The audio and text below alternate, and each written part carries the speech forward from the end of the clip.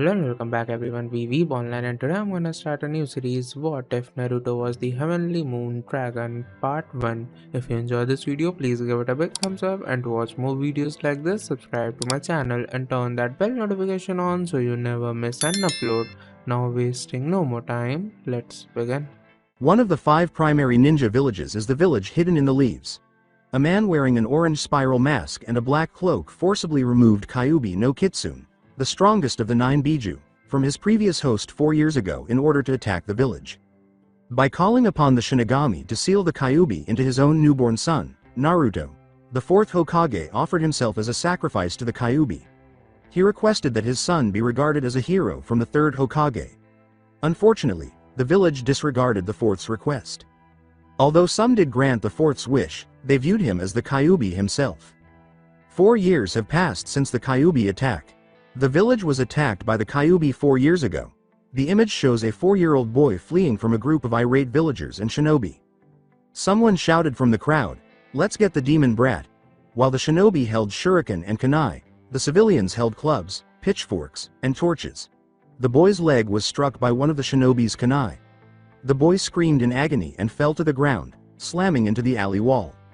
The same speaker said aloud, "Now then, let's finish what Lord 4th started." From a few blocks away, the roars of agreement could be heard. Another villager began to approach Naruto during this time and gave him a hard kick to the gut. Then he grabbed Naruto by the rumple of his shirt, raised his face to eye level, let him fall, and then slashed his face with a viscous uppercut, bursting his lip and sending him flying into the applauding crowd. A third villager bellowed, "You won't escape this time, demon brat."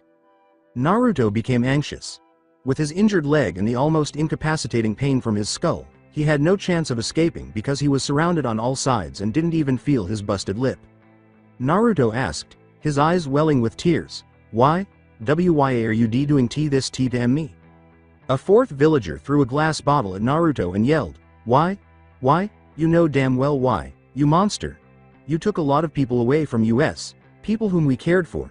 Now, the time for retribution has come." When the bottle struck Naruto's head, it caused a gash, and the force was sufficient to send his head tumbling to the ground. The villagers then began to close in on Naruto, beating him until he was within an inch of his life with the clubs they carried. The shinobi joined in, using their kunai to stab and cut Naruto until he was reduced to a mass of shallow and deep cuts and bruises. Naruto was screaming uncontrollably in pain during this entire time. Naruto was rendered unconscious after one of the shinobi finally had enough of his yelling and gave him a forceful kick to the face. The mindscape Kurama, the Kyuubi no Kitsune, is watching his young host's most recent beating in Naruto's mind and knew. The worst one he's received so far is this one. Kurama pondered what he could do to help, thinking, if I don't do something fast, he won't survive. I thought of only one thing. This could work if I use that technique, but if I do, it would transport my siblings and their hosts in addition to freeing me from the seal. He was still thinking. He noticed that some of the pipes were cracking when he heard a loud cracking sound. He and his host were virtually doomed if he did not act immediately, as in now. Fuck this. As he ran through the seals and shaped the necessary chakra, he thought, it's time to put an end to this madness. Pardon me, everyone, but there is nothing I can do. Sage art. Yin-yang style. Dimension world crossing, Kurama exclaims as the method comes into play. In the actual world at last, the group of people attacking Naruto had ceased. A villager grabbed a kunai from the shinobi beside him and uttered the words, "Now, time to die, demon." The others agreed with a shout. Everyone in the group froze in place as a voice full of authority and killing intent yelled, "What is going on here?" They all turned slowly to see an elderly man in a white robe bearing the fire symbol. In response, the villager who had seized the kunai said, "And nothing, Lord Hokage." The Hokage paused to catch his breath before responding, "Oh really? Because it seems to me as though you were busy beating a defenseless child and were about to commit murder of said child. Anbu, arrest everyone here and take them to Ibiki at T and I. Tell him to have fun. Dog, let's get Naruto to the hospital immediately." In unison, the Anbu said, "Yes, Lord Hokage." All eyes were suddenly focused on Naruto's bleeding and unconscious form, which was glowing brightly before the light abruptly went out and took Naruto with it. An Anbu said, "Sir, what was that light?" After noticing that Naruto had vanished, the elderly man remarked, "I do not know, but I do know that Naruto is now gone." He shouted, "Find him at once." The Anbu shouted, "Yes sir." It would take a long time for anyone to realize that Naruto was in a different world and no longer in the elemental nations, or even theirs. Break in line in the 8 other Jinchuriki's mindscapes. The question on the minds of the other Biju was the same. Why had Kurama employed their father's method? Would they also be unbound by their seals? They thus readied themselves for a new existence in a different world.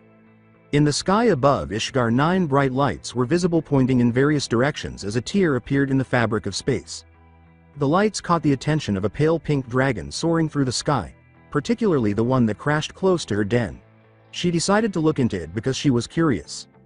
When she got there, she discovered a young boy who was bleeding, bruised, and badly beaten next to an orange-colored cat.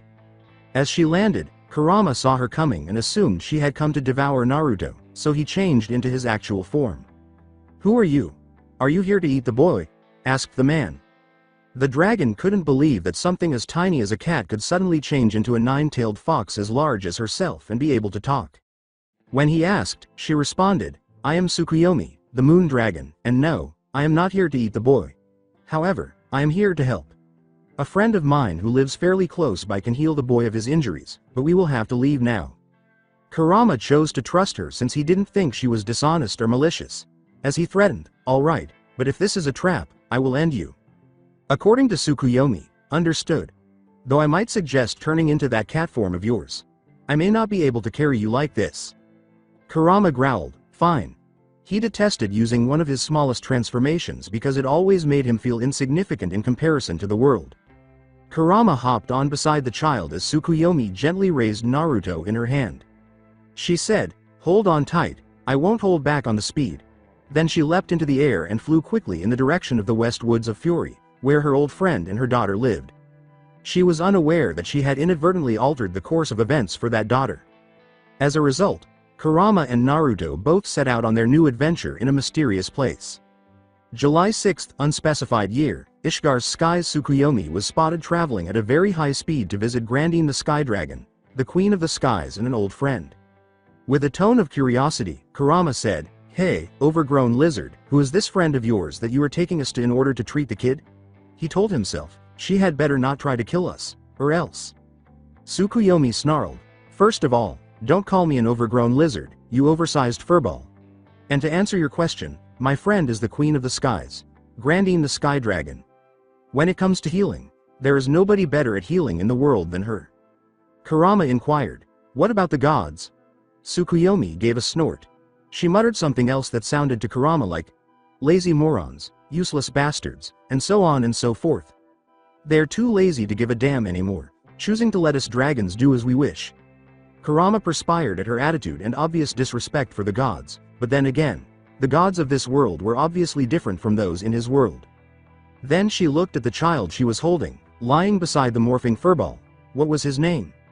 I'm curious about what transpired to put the child in this situation. In addition, the cat-fox thing isn't even female, so it's frightening that he can have that much power in such a small body. He also has the ability to likely defeat Grandine and me in combat.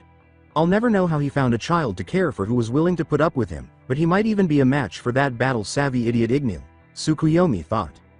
Another location in Ishgar, the little girl with the pink hair was flung against a rock by the force of a giant red dragon's sneeze.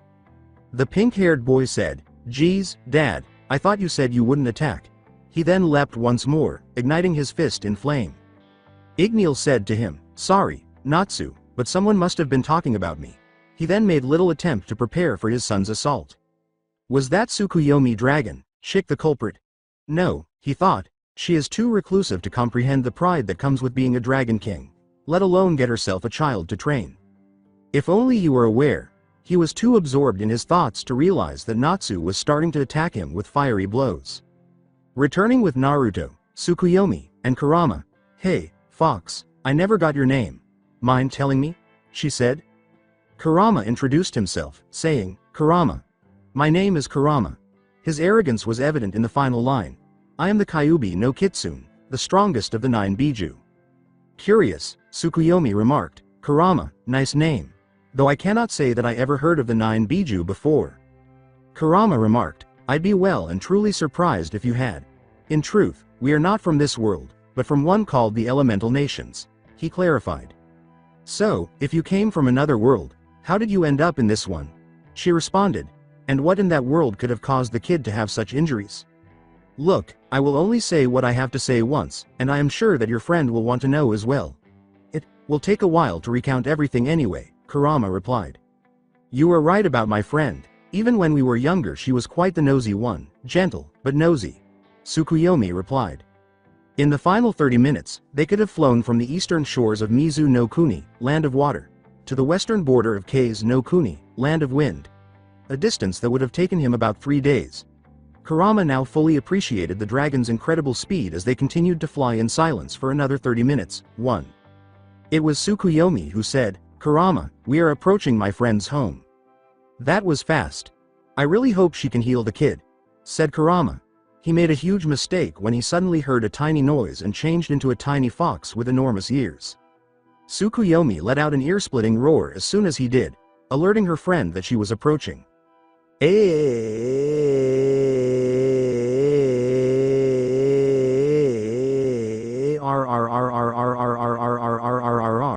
Which was accompanied by HHHMM, as Kurama let out a cry of agony from his battered ears. What on earth was I thinking, Dad? He asked himself. Just a moment before a large white dragon is seen observing a young, blue-haired girl as she practices magic in a cave in the West Woods of Fury. The name of this young girl is Wendy Marvell. Her parents either abandoned her, lost her, or passed away, leaving her an orphan. Grandine is the name of the white dragon. A few months prior, she had discovered Wendy, made the decision to adopt the adorable young girl as her own child, and started teaching her magic. Magic of the sky dragon slaying. Wendy was currently able to absorb the energy surrounding her and channel it into her own strength. Sky dragons roar.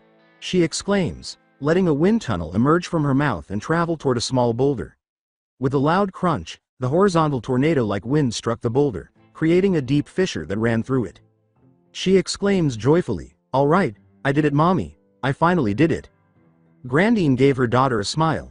Before she was cut off, she said, Wendy, you are doing great. Now, how about you try the sky dragon's talons on those trees over there?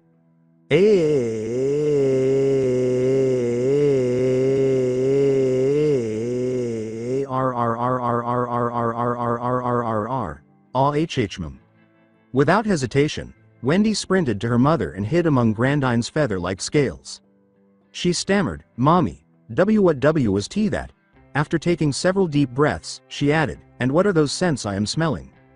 Oh, that was a dragon's roar and a cry of pain. As for the smells, those belong to a human, a cat, fox, blood and an old friend of mine who usually remains in her own home. Grandine replied. She said, how about you go inside for a bit? Wendy climbed out of her cozy and warm hiding place among her mother's scales and ran into the cave, saying, Okay, Mommy. What brings Tsukuyomi here? Who or what are the people accompanying her? Grandine pondered. Additionally, what might have prompted her to abandon her reclusive personality? When she looked up, she saw the pale pink dragon soaring overhead. I suppose I will be receiving some answers soon. She had a desperate look in her eyes. The pale pink dragon yelled, Grandine, as it landed. Within the cavern the landing dragon's force knocked Wendy off her feet and into the air. Outside Grandine said, Tsukuyomi, my old friend. What is wrong? Are you hurt? Tsukuyomi responded by examining her hands as she opened them, exposing an orange cat end. Tsukuyomi remarked, Not me, but this kid is in desperate need of your healing. A severely wounded child whose skin had by now turned an unhealthy white. Grandine exclaimed, What in the world happened to him? She thought the boy looked terrible. Then Tsukuyomi abruptly took a deep breath of air. No idea. I saw some strange lights in the sky near my home and went to investigate. That is where I found Kurama here and the kid. Seeing the state the boy is in, I brought him to you for help. Only Kurama knows what happened to him, but he. Do you mind? The longer you two talk, the less chance there is that the kid will survive, said Kurama. Grandine replied, Of course. Let's get him into the cave where I will start healing him. To Grandine's surprise, Kurama changed into a five-tailed kitsune and carried Naruto into the cave using his tails. Since Tsukuyomi was aware that he was capable of transformation, she was less shocked. Grandine yelled as she entered the cave, Wendy, I am coming in with some guests and someone who needs immediate healing. I am going to need your help with this one. Wendy ran up and said, On my way, Mommy. What do you need me to do? This is Tsukuyomi, the moon dragon, my old friend Wendy, along with her friend Kurama and, the one who needs to be healed. What was his name again? Granding thought. When Wendy came around the corner, the first two thoughts that came to mind were, the kid will either be her best friend, or the two of them will one day get married, at least if Naruto becomes anything like his father. Kurama realized that he hadn't yet given anyone Naruto's name, so he said, Naruto. His name is Naruto. He even had to admit that the girl's blue hair was visually striking. When Wendy first saw the boy, she gasped. He was about her height and age, and she thought he was very cute and adorable because he had 3 whisker marks on each cheek. When she realized what she had just thought, she blushed. She almost puked when she saw the rest of his body. Her mother had occasionally brought in animals with severe wounds and injuries, but she had never seen anything like this. Whatever became of him? Shocked, Wendy asked. Please make sure that he will survive first. Kurama replied. I will explain everything after that. Grandine nodded, and as they both started to use their magic to heal the boy, she started giving Wendy instructions. After almost 30 minutes, all right, we've brought him to a point where he will live. In fact, Wendy could take care of the rest from here, Grandine said, considering the other options. Kurama said, then in that case, you'd better listen because this will take a while, and started explaining what had happened to the 2 dragons. By that time, Wendy had completed healing the boy and was curled up next to him, sound asleep. Kurama stopped to observe the 2 children and instantly wished he had a camera with him because they were so adorable together. He was certain that Matabi would have swooned over them. He shook his head and went back to telling the 2 dragons what was going on. The following morning it took the fox about 8 hours of non-stop talking to tell the story, which covered the history of his world, his father and uncle's battle with the Jubi, 10 tails, how he came to be, the nature of shinobi, chakra, the origin and history of the hidden villages, the Uchiha and Senju clans, Naruto's parents, and more. Kurama's explanation went on until the early hours of the morning, and Tsukuyomi now understood why he had said he would only tell it once. So now you know what had happened to him and why I used that technique to come here, Kurama replied. I cannot believe that there exists a world where humans can be so stupid. Tsukuyomi sighed. Now she was determined to go to that world, tear the villagers of this Konohagakure, a new one, and perhaps blow some things up in the process. I agree with you there, old friend. And I can see why you came out of isolation there, Grandine replied. Humans, she thought, even though it happened in another world, no child should have to endure this kind of treatment or suffer like this. She was suddenly struck by an intriguing thought. She said, hey, Tsukuyomi. Tsukuyomi said, yes, Grandine, why do you have that smug look on your face? Grandine said, why don't you adopt him and teach him your magic? Kurama concurred, saying, that is actually a good idea, and perhaps teach him some things that are natural to him. What? Exclaimed Tsukuyomi. What would I know about raising a child? Kurama remarked, call it motherly instinct. They noticed that Naruto was waking up when they heard a moan.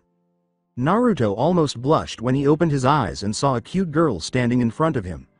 Naruto mumbled, so pretty hair, before going into a daze. The girl was awakened from her slumber by his breath, and she was captivated by the most intense blue eyes she had ever laid eyes on.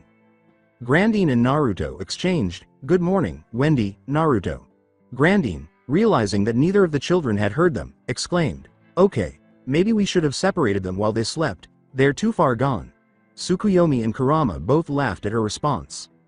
Ramen's ready, exclaimed Kurama. Naruto got up right away and looked around, shocking the young girl who was standing next to him. Naruto queries, ramen? Where? Sorry kid, that was a lie to get you back to the living world. Kurama replied. Who are you? Responded Naruto. Name's Kurama, Kit, though I think you should introduce yourself to the cutie next to you, Kurama replied. Although he nearly passed out, Naruto didn't do so this time when he glanced at the young girl beside him. After a brief silence, Naruto asked Kurama, making him and the 2 dragons look foolish. How do I introduce myself again? Naruto noticed that the girl was giggling. She kept laughing as she said, you greet and give your name.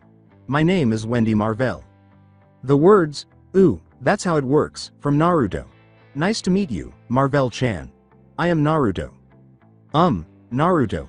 I forgot to tell you that people say the order of their names differently here, Kurama replied. Naruto questioned, huh? What do you mean? Wendy laughed once more because, quite honestly, she found Naruto's personality to be quite endearing. My given name is Wendy, Naruto-kun. Naruto remarked, oh, still don't get it. Kurama and Grandine were told by Tsukuyomi, and you two want me to adopt this guy? Huh? You want to adopt Naruto-kun? I think that is a great idea. Wendy was beaming.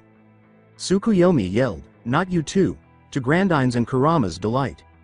Wendy, why don't you go and play with Naruto outside whilst I try to convince this knucklehead to accept? Grandine offered the idea. With a nod, Wendy took Naruto's hand and hurried out of the cave. Grandine persuaded Tsukuyomi to adopt young Naruto in a short amount of time. Time skip. 11 p.m. on July 7th, X 777. It has been approximately a year since Grandine, Tsukuyomi, and Wendy were introduced to Naruto and Kurama. Tsukuyomi taught Naruto Moon Dragon Slaying Magic, her branch of dragon slaying magic, during this period. Kurama also contributed by teaching Naruto some of the skills from his former world, like tree climbing and chakra, as well as by starting to teach him his father's trademark melee weapon, the Rasengan. It goes without saying that Wendy pouted for the remainder of the day after learning that she couldn't learn the Rasengan because she lacked chakra. Regarding the girl, Grandine and Tsukuyomi had moved in together after Naruto arrived, so they trained together most of the time. Despite the fact that she was more skilled than he was, Naruto was able to catch up to her in less than 6 months. There was a friendly rivalry between them from then on. Additionally, Kurama had explained to him his background, family, and the cause of the abuse and hatred. Even though Naruto yelled at him and let out his rage, he finally understood Kurama's logic, after he somehow managed to catch the fox off guard and slammed a Rasengan into his rear end. Wendy and that gave him a reality check. The two young children had discovered that it is more comfortable and warmer to sleep in each other's arms. Kurama remarked, I wish I had a camera right now. There, the two dragons concurred with him. As long as those two have each other, they will be fine, not to mention, they will still have you with them, Ku-san. Tsukuyomi replied.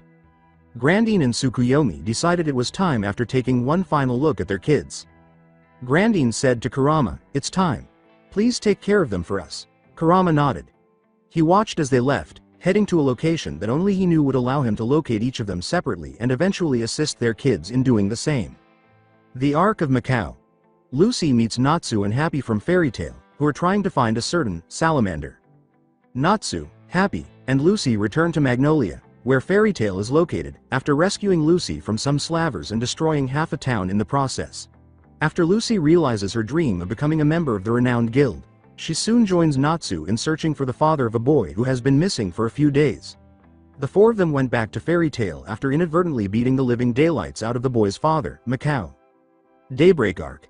Natsu persuades Lucy to accompany him on a mission, and the two of them embark on their first official team mission, which entailed destroying a particular book. They chose Plan R after attempting a variety of ways to break into the bookstore. They rushed in through the front door and beat them up. When Natsu and Happy chose not to accept the payment, Lucy was not pleased. While returning, they came across Gray, another Fairy Tail mage, who issued a warning. The Arc of Lullaby. After lecturing the entire guild about individual behaviors, Urza, an S-rank mage, returned from a mission and asked Gray and Natsu to assist her in looking into Eisenwald, a dark guild banned by the council for recent misdeeds. A demon from the Book of Zareth is destroyed, and Eisenwald's plan is thwarted, thanks to Lucy and Happy, who arrived to keep the two from fighting. Yeah, right? As the Dragonslayer who is prone to disasters, Natsu overreacted with his final move, destroying the Guildmaster's meeting hall while claiming it was simple. The Phantom Lord Arc in Galuna Island. After telling Lucy that one of the celestial keys she's searching for might be found there, Natsu and Happy decide to accept an S-rank job without her consent and bring her along. After being dispatched to retrieve them, Gray ultimately chooses to participate. They face off against Gray's senior in ice-making magic on the island, and after Urza shows up, initially to bring the renegade mages back but ultimately persuaded to assist by Gray, Fairy Tail emerges victorious. It was discovered after the mission that the island's residents had always been demons, and Natsu would blend in perfectly because he is as gregarious and boisterous as they are. When they return from the island, they find that Phantom Lord has destroyed their guild hall. They then join the war after discovering 3 of their friends nailed to a tree with the Phantom Lord symbol painted on their bodies. After a few buildings were destroyed, Fairy Tail emerged triumphant, and Phantom Lord was dissolved. A mage by the name of Loke vanished shortly after, and everyone searched for him. Lucy discovered him at a fellow celestial mage's grave. As it happens, Leo, the lion spirit, was actually Loke. Loke is permitted to return as Leo after proving his innocence to the celestial king. He also gives Lucy his key and tickets to a pricey beachside resort. Arc of the Tower of Heaven. While enjoying their vacation at the resort, Natsu, Gray, Happy, Lucy, and Urza were ambushed by some of Urza's old friends from an unidentified period of her past. They rush after Urza, who lets herself be captured to save the others, and in the very tower they were in, they discover her tumultuous history as a slave.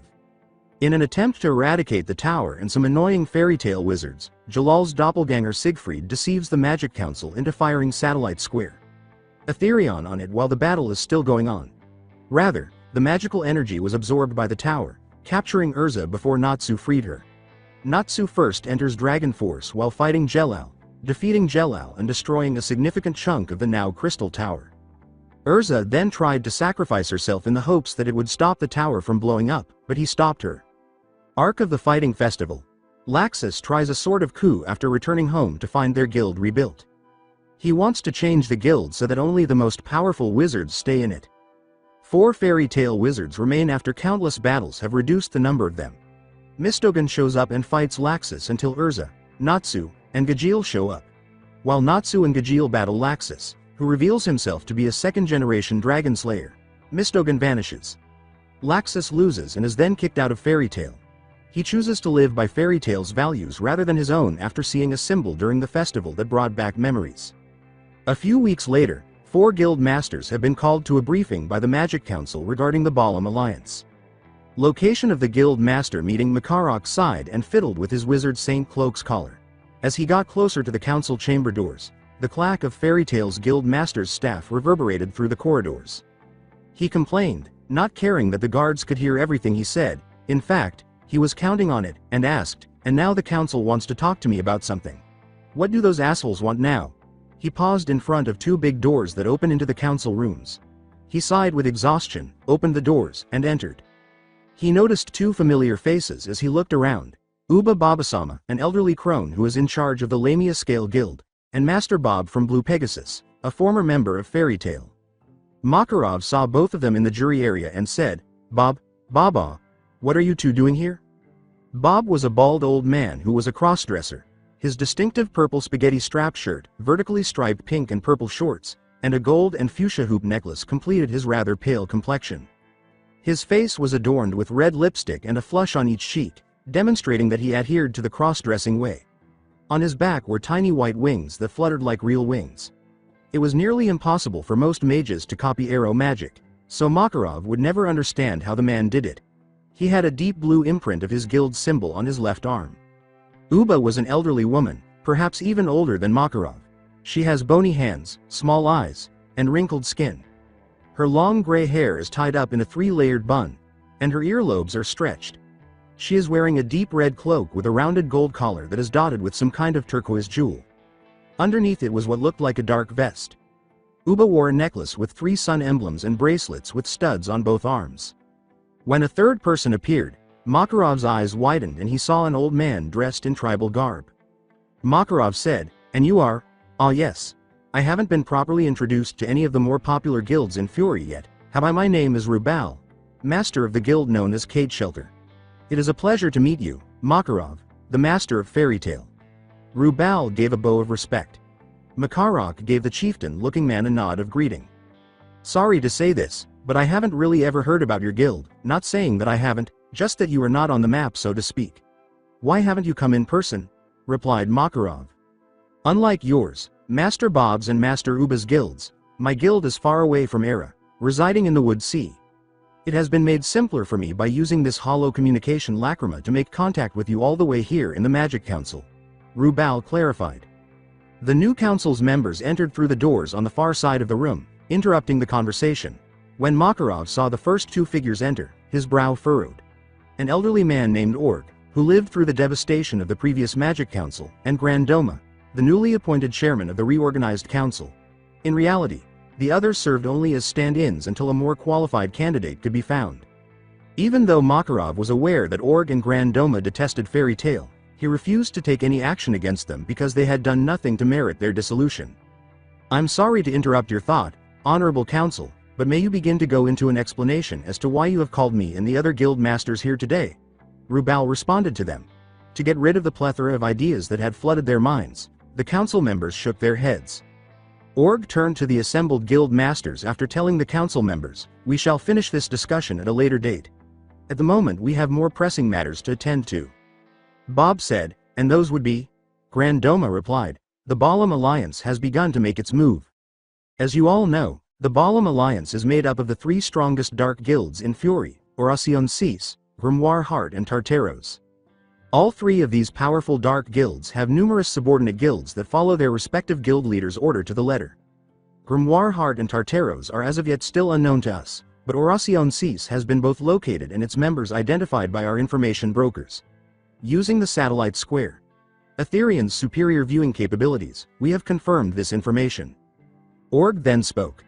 "With this information in our grasp, we the Magic Council are making a plan to create a strike team to move in and take them out. A Light Guild Alliance. Our members will consist of a single team of mages from each of your guilds. Because you three, Fairy Tail, Blue Pegasus and Lamia Scale, are currently the top 3 guilds in Fury, you will comprise the main force of this strike team." Uba asked, circling her right arm, "Where are they? I'll have my guild members make them spin." An unfortunate council member yelled, spinning on his seat, "You are already spinning me." The other 3 guild masters laughed when Uba muttered, "Do I look like I give a shit?" Org responded to Uba's query by saying, "They are located in the Wood Sea, in the eastern regions of the forest. It is because of this that we have asked Master Rubal's guild to assist is. He will need someone on the inside who knows how to navigate the forest of the Wood Sea and whom better than the guild that makes its home there." Rubal nodded to the Magic Council and declared, "I will do what I can to assist my fellow members of this alliance. When and where shall we meet?" "We would request that your members head out immediately upon being chosen back at your respective guilds," replied Doma. "As for the where, I have a vacation house in the Wood Sea," Bob replied. "We can have all of our handsome and strong men gather there. That will prove to be problematic if any of us send any female members," Makarov added. "Especially if you send the ones I think you are going to send." "Maybe, but that's what makes these kinds of missions enjoyable, isn't it?" Bob shot back, giving his former guildmate a cunning wink. Some of the council members laughed as a result of this banter, which helped to reduce the tension in the room. Grand Doma questioned, "So are you all aware of what you must do?" Each of the 4 guild masters gave a nod. The old man said, "Good, you are all dismissed." Rubal cut the flow of magic energy on his end, and his holographic image flickered and faded. The big doors shut behind Bob, Makarov, and Uba as they left the room. A few moments later, Org and Doma sat down and rubbed their temples, knowing that whatever transpired, Fairy Tail would wind up adding to their paperwork. Difficult guild, they both thought simultaneously. An entire clan sneezed simultaneously in a distant world, feeling compelled to vow retaliation against a random council for stealing their catchphrase. Unknown place, Fury, Wood Sea through the communication lacrima, the Tartaros master said, "The light guilds have made their move and are heading to the Wood Sea to take on your guild." In the light of the blue flames in his sitting area, the only things visible of him were his gray eyes and the gleam of his armor. Brain appeared somewhat thrilled by the news, based on his expression. "It is about time they made their move. Thank you for the information, Tartaros," he responded. Before cutting the call short, the master of Tartaros stated, "An alliance must stick together after all." Brain laughed and then started flinging the orb up and down. Brain said, "Oracion Seis, our prayers will be answered soon enough. Nirvana will be ours," before hurling the lacrima to the ground and using his staff with the skull face to smash it into pieces. Standing apart from his fellow guild members, the members gazed at their calculating silver-eyed, smiling master. In addition to grinning at their master's remarks, the members of said guild were ecstatic about the prospect of defeating the brats from the Light Guild Alliance. Racer said, "Guys, can you believe it?" Holding an old book to his chest, Hot Eye declared, "We're finally going to be able to make our wishes a reality. With Nirvana on our side soon enough, we Oracion Seis will be unstoppable." The 2 young men received a slight smile from Angel. The silver-haired woman received a smile from every member, with the exception of Midnight, who was once again asleep. "Yes, Master Brain has truly done us all a great service by bringing us all together in Oracion Seis to bring about the resurrection of the mighty Nirvana." To his fellow guild members, Cobra remarked, "This will be as easy as pie." Their response was, "You said it, damn straight." If only they were aware that this pie they were about to receive would be very different from the ones they are accustomed to eating. 7 long years have passed since the dragons vanished, leaving their kids to fend for themselves. Naturally, the aforementioned kids have all gone in search of their parents and asked them why they vanished, but to no avail. After receiving assistance from a generous young adolescent, Naruto, Wendy, and Kurama eventually found themselves at a small guild known as Cate Shelter. During these 7 years, Kurama secretly started to perspire after Wendy discovered an egg that she mistook for a dragon egg and discovered that it had actually developed into a snow-white cat with wings. As it happens, the cat was able to use magic. Wendy named her Charla because she was so happy to have a pet or friend now. Speaking of Naruto and Wendy, they trained and practiced together over the past 7 years, creating what was likely the youngest and strongest team in the guild. And even though neither of them was aware of it, they were both too frightened to act, i.e., confess, on their feelings for one another. This gave Kurama many good nights' sleep, full of scenarios involving the 2 teenagers that were hilarious to him. Damn you, sadistic fox. They were now standing in their guild hall with their master and fellow guild members. The elderly man with the appearance of a chieftain said, "Naruto and Wendy, I have a mission for the 2 of you." Naruto asked Rubal, "What's the mission, Gramps?" as Wendy watched with equal interest. Although it is a rare occurrence because Cate Shelter prioritizes the textile industry over mission, job requests, it is not uncommon for the master to speak to them or one of the other teams for missions. "I am sending you 2 to meet the members of the other guilds of the Alliance to take down Oracion Seis," said Rubal. Wendy said, "But why the 2 of us, Master Rubal?" "Because I know that you 2 will not fail me. You will also have other people from the Alliance helping you. Not to mention that the 2 of you are also our strongest mages, not only when you fight together." Rubal replied with a proud grin. "Oh, so we surpassed you already?" Smirking, Naruto said. The jab made Wendy and a few others laugh. Rubal retorted, "In your dream, youngling." Before they both started laughing, the 2 smirked and stared at one another. Since Naruto proclaimed himself the next guild master approximately 2 years ago, this has been a continuous issue. "Anyway, take Kurama and Charla with you. They can act as support, and to keep you out of trouble," said Rubal. Rubal looked expectantly at Naruto and said, "Hey, we don't get into that much trouble, alright. Wendy doesn't." Naruto eventually acknowledged. One more round of laughing and giggling. "But what am I supposed to do if trouble ants me as a friend?" Rubal said, "Join another guild? And leave Wendy here? Not to mention the competition for the seat of guild master?" "No way," replied Naruto. Wendy was trying to get rid of the slight flush that was dusting her cheeks next to him. Rubal laughed a little and coughed to clear his throat. He handed over a map that showed a mark on the southern side of the Weed Sea, saying, "Anyway, back to the subject at hand. That is where the Alliance is meeting, at Master Bob's vacation home. Better get going, younglings. Don't want to be late now, do we?" Before leaving the building, Naruto and Wendy said, "Of course, old man, master." As Kurama called them, Naruto gathered some kunai and they hurried outside to their shared dormitory to get their equipment. Naruto developed what he refers to as Moonblade technique by combining his chakra and magic in the knives after much trial and error.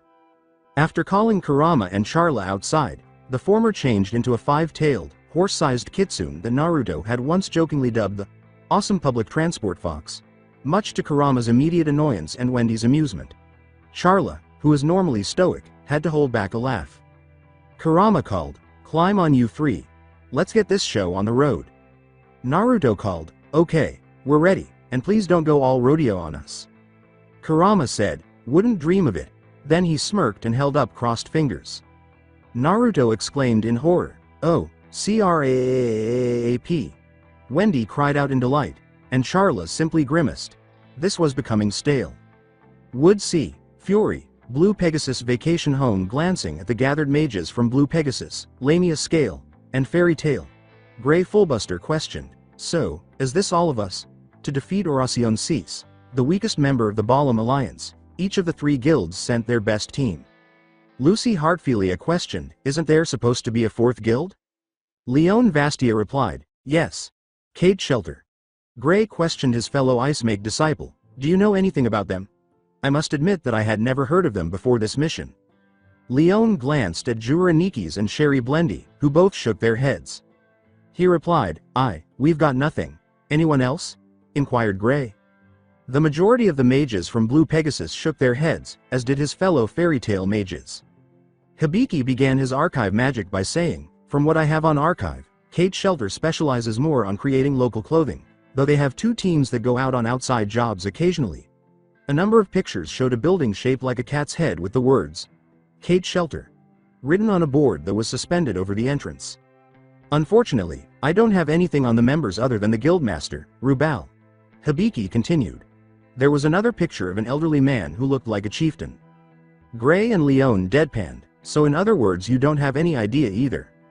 The meeting house's doors abruptly opened, and the 3 groups turned to face them.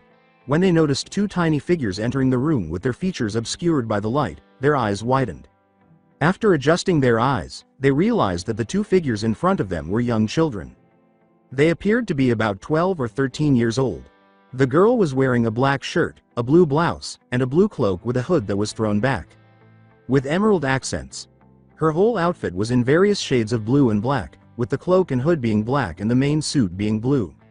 The dark blue image of a cat, which represents Cate Shelter, was printed on the back of her cloak. The cloak was fastened to the shirt with cross-shaped pins. Her hair reached just above her waist and was a deep shade of blue that was almost sapphire-like. Her eyes were dark brown and brimming with innocence. A necklace with a white sapphire crystal shaped like a dragon with feathery wings was suspended from her neck on a short chain. The boy was wearing the same kind of cloak, but his was gold. He was wearing a thin, open orange jacket, black pants with silver linings, and a silver shirt. He had a silver version of the same cat symbol on the back of his cloak. The pins were cross-shaped, just like the girl. His hair was a vivid blonde color that was nearly gold. In addition to more pain than anyone his age, or even twice his age, should experience, he had deep sapphire, cerulean blue eyes that exuded a mischievous innocence that sent shivers down their spines. A chain necklace featuring a rose quartz stone that was likewise shaped like a dragon was dangling around his neck. The girl started, "Greetings all." With a shy bow, she concluded, "We are the representatives of Cate Shelter." The boy simply waves his hand and says, "Please treat us well." Lucy's tone was uncertain as she said, "Nice to meet the 2 of you, they're really young." With a cute blush on her face, Hibiki Lates held up a rose to the young girl's face and remarked, "She's so cute." She squeaked, "CC cute." She obviously wasn't used to receiving praise. Ren Akatsuki took the girl's hand and exclaimed, "A beauty indeed." Eve Tierm pushed the boy aside and said, "May I pour you some tea? Or be your slave for life?" The girl arched an eyebrow at that, but she had no pity for the 3 guys who were encircling her about to suffer. The Trimans of Blue Pegasus crowded the young girl, and the other assembled mages, aside from the fat, ugly creature that seemed to be a member of Blue Pegasus, sweated at their dreamy eyes. Nobody saw the boy get to his feet, his eyes obscured by his hair and veins popping on his forehead, until he suddenly materialized between the girl and the Trimans and, with a single, strong kick, sent them flying away from the girl. This, however, did not deter the girl, who turned to address the Trimans. The girl bowed in apology and said, Okay. Look, you're all very sweet and all, but you were honestly very creepy. Sorry." She was shocked to see that the 3 Trimans were sitting in a corner with clouds of depression over their heads when she looked up. The boy said, "Serves you pedophiles right." The trio rambles, "We are neither creepy nor pedophiles." When Wendy said, "Either way, you are too old for me," they slumped once more. They all turned to face Gray, who had said, "Seriously though, who are you brats?" His expression was one of annoyance. "Look here kids, I don't know if this is some kind of joke or something, but this is not a game. You're young and you've got your whole life ahead of you both, and not to mention your shy demeanor and fragile frame isn't going." This all to Wendy. "To deter Oracion Seis from killing you. Tell your guild to send someone who's actually worth their salt in fighting against one of the 3 top dark guilds," he said to the young couple. Everyone fell silent, and the blonde boy and the girl with the blue hair gave Gray strained smiles. Veins were protruding all over their heads, and the muscles under their eyes were twitching. When everyone except the 2 children, blinked, the veins vanished. Suddenly, a strong force fell on Gray's head, smashing him into the floor. Gray was face first in the ground, with the 2 children standing on his head and back. Just a few moments before, they had been nothing more than tiny breezes. Gray's eyes widened as he looked up and saw both preteens staring down at him with intense intensity. He was shocked to see such eyes on such young children. The boy appeared to have been to hell and back many times, based on the ferocity and murderous intent he was projecting. Of course, he had witnessed a lot when he was younger than the girl. The pair applied more pressure to Gray's back and said, "You dare call us weak, pervert?" Before these two brats moved away from the teenager, Gray gritted his teeth at being pushed to the ground. While hanging from the end of a spear in the hands of a stunning girl named Urza Scarlet, who was trying to keep him as far away as possible, a short man named Ichia asked, "Who are you?" As they gazed at the other light mages standing there, the boys' and girls' eyes grew serious. Around the girl, a feathery, roaring dragon-like aura of sky-blue magic developed. Meanwhile, the boy was surrounded by a pale pink aura that also took the form of a roaring dragon. Their two spherical pupils became vertical slits. Both of them flashed their long, sharp canines as the boy let out a growl. During one of his outbursts, Natsu instantly reminded the fairy tale mages. "I am a representative of Cate Shelter. I am the adopted daughter of the Sky Dragon, Grandine. I am the Sky Dragon Slayer, Wendy Marvell." The child replied. The boy announced himself right away, saying, "And I am the other representative of Cate Shelter. I am the adopted son of the Moon Dragon, Tsukuyomi. I am the Moon Dragon Slayer, Naruto Tasuki, believe it." In order to get the memo, they both snarled, mostly at Gray but also at the others, saying, "And don't you underestimate us for being young. Also, we're the strongest mages in Cate Shelter, at least when it comes to fighting." Urza exclaimed, "Huh? Naruto-kun, is that you?" Naruto said, "Huh, Urza, oh great, it just had to be you, fairy tale sent," with a hint of fear. Everyone said, "You know each other?" A new voice came from the doorway and said, "Long story short, when they met on a mission a while back, she found him so cute she nearly suffocated him with her hug." An orange cat entered, followed by a white cat. Naruto had to delay the start of the mission for an entire day just to make sure that she wasn't in the town anymore. The orange cat continued. Wendy grabbed Urza's arm out of instinct as she turned to glare at him. Everyone, with the exception of the boy, understood the message. "Bitch, he's mine." Urza gave Wendy a half-hearted glare in return. Even though she was envious of the brunette's ability to embrace the blonde at any time of day, she knew better than to invade someone else's property, particularly if that person was a dragon slayer. Urza held up her hands in defeat and said, "Okay, no need to be so possessive." To the smoldering glare Wendy was giving Urza, Kurama added, "Naruto told me you wanted to take him with you." It was Naruto who muttered, "She also likes strawberry cake," to the point where I managed to lose her by pointing one out. Wendy, on the other hand, turned off the glare in response. Naruto sighed with relief because he knew that, unlike a certain redhead in the room who loses her mind around either, Wendy had a weakness for anything cute and sweet, unless she was on a mission. Naruto wanted to return to the reason they were here, so he said, "Anyway, we can discuss this later. For now, let's focus on the task at hand." The brunette had a red face when he said, "And Wendy-chan, since when were you this clingy?" She stumbled, sorry, and instantly let go. Naruto is right. Laying out our battle plan should be of utmost importance, so let us do so, Jura responded. Leon concurred, "Jura is right." Sherry agreed with him in a very fangirl way, saying, "The Magic Council chose our 4 guilds to be the strike force that is to take them down." Hibiki reactivated his archive and tapped a few buttons, saying, "Agreed. I have been given all the available information on Oracion Seis and stored it here in my archive. A relatively new branch of magic, might I add. With it I could take any and all information learned and share it telepathically with anyone within range." Before the gathered mages, 6 images materialized. When Hibiki enlarged the first image, a girl with white hair was visible. Gray said aloud, "And here I thought that Urza's armors were skimpy, she's hardly wearing anything at all." Natsu remarked, "At least she is wearing something, look down." Gray exclaimed, "Oh crap," as he realized he had once again stripped to his underwear. Hibiki called out to them, coughing into his fist. "Now, to continue, this is Angel.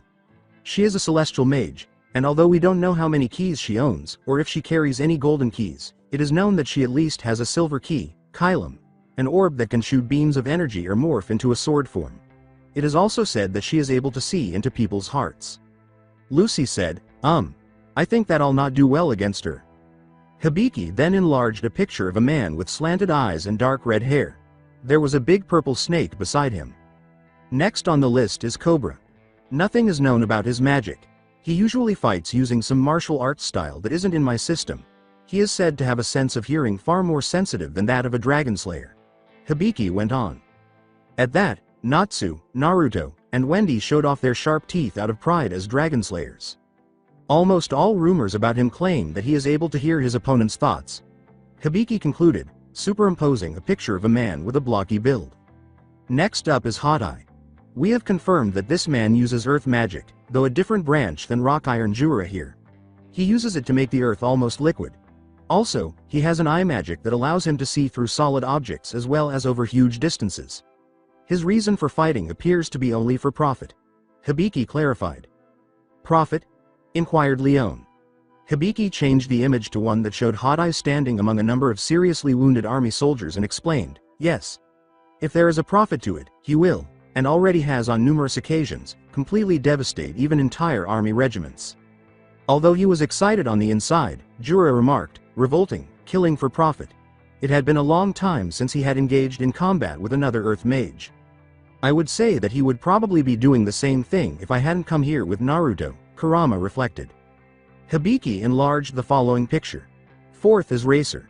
As his name indicated, he is a high-speed mage, though what branch he uses is unknown. He is said to be able to move faster than the eye can follow. Hibiki continued. He couldn't possibly be faster than Kurama, could he?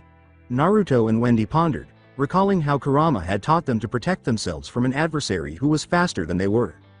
He then enlarged a picture of a man sitting on a flying carpet and dozing off. We don't know anything about this one, other than his name. Midnight, Hibiki replied.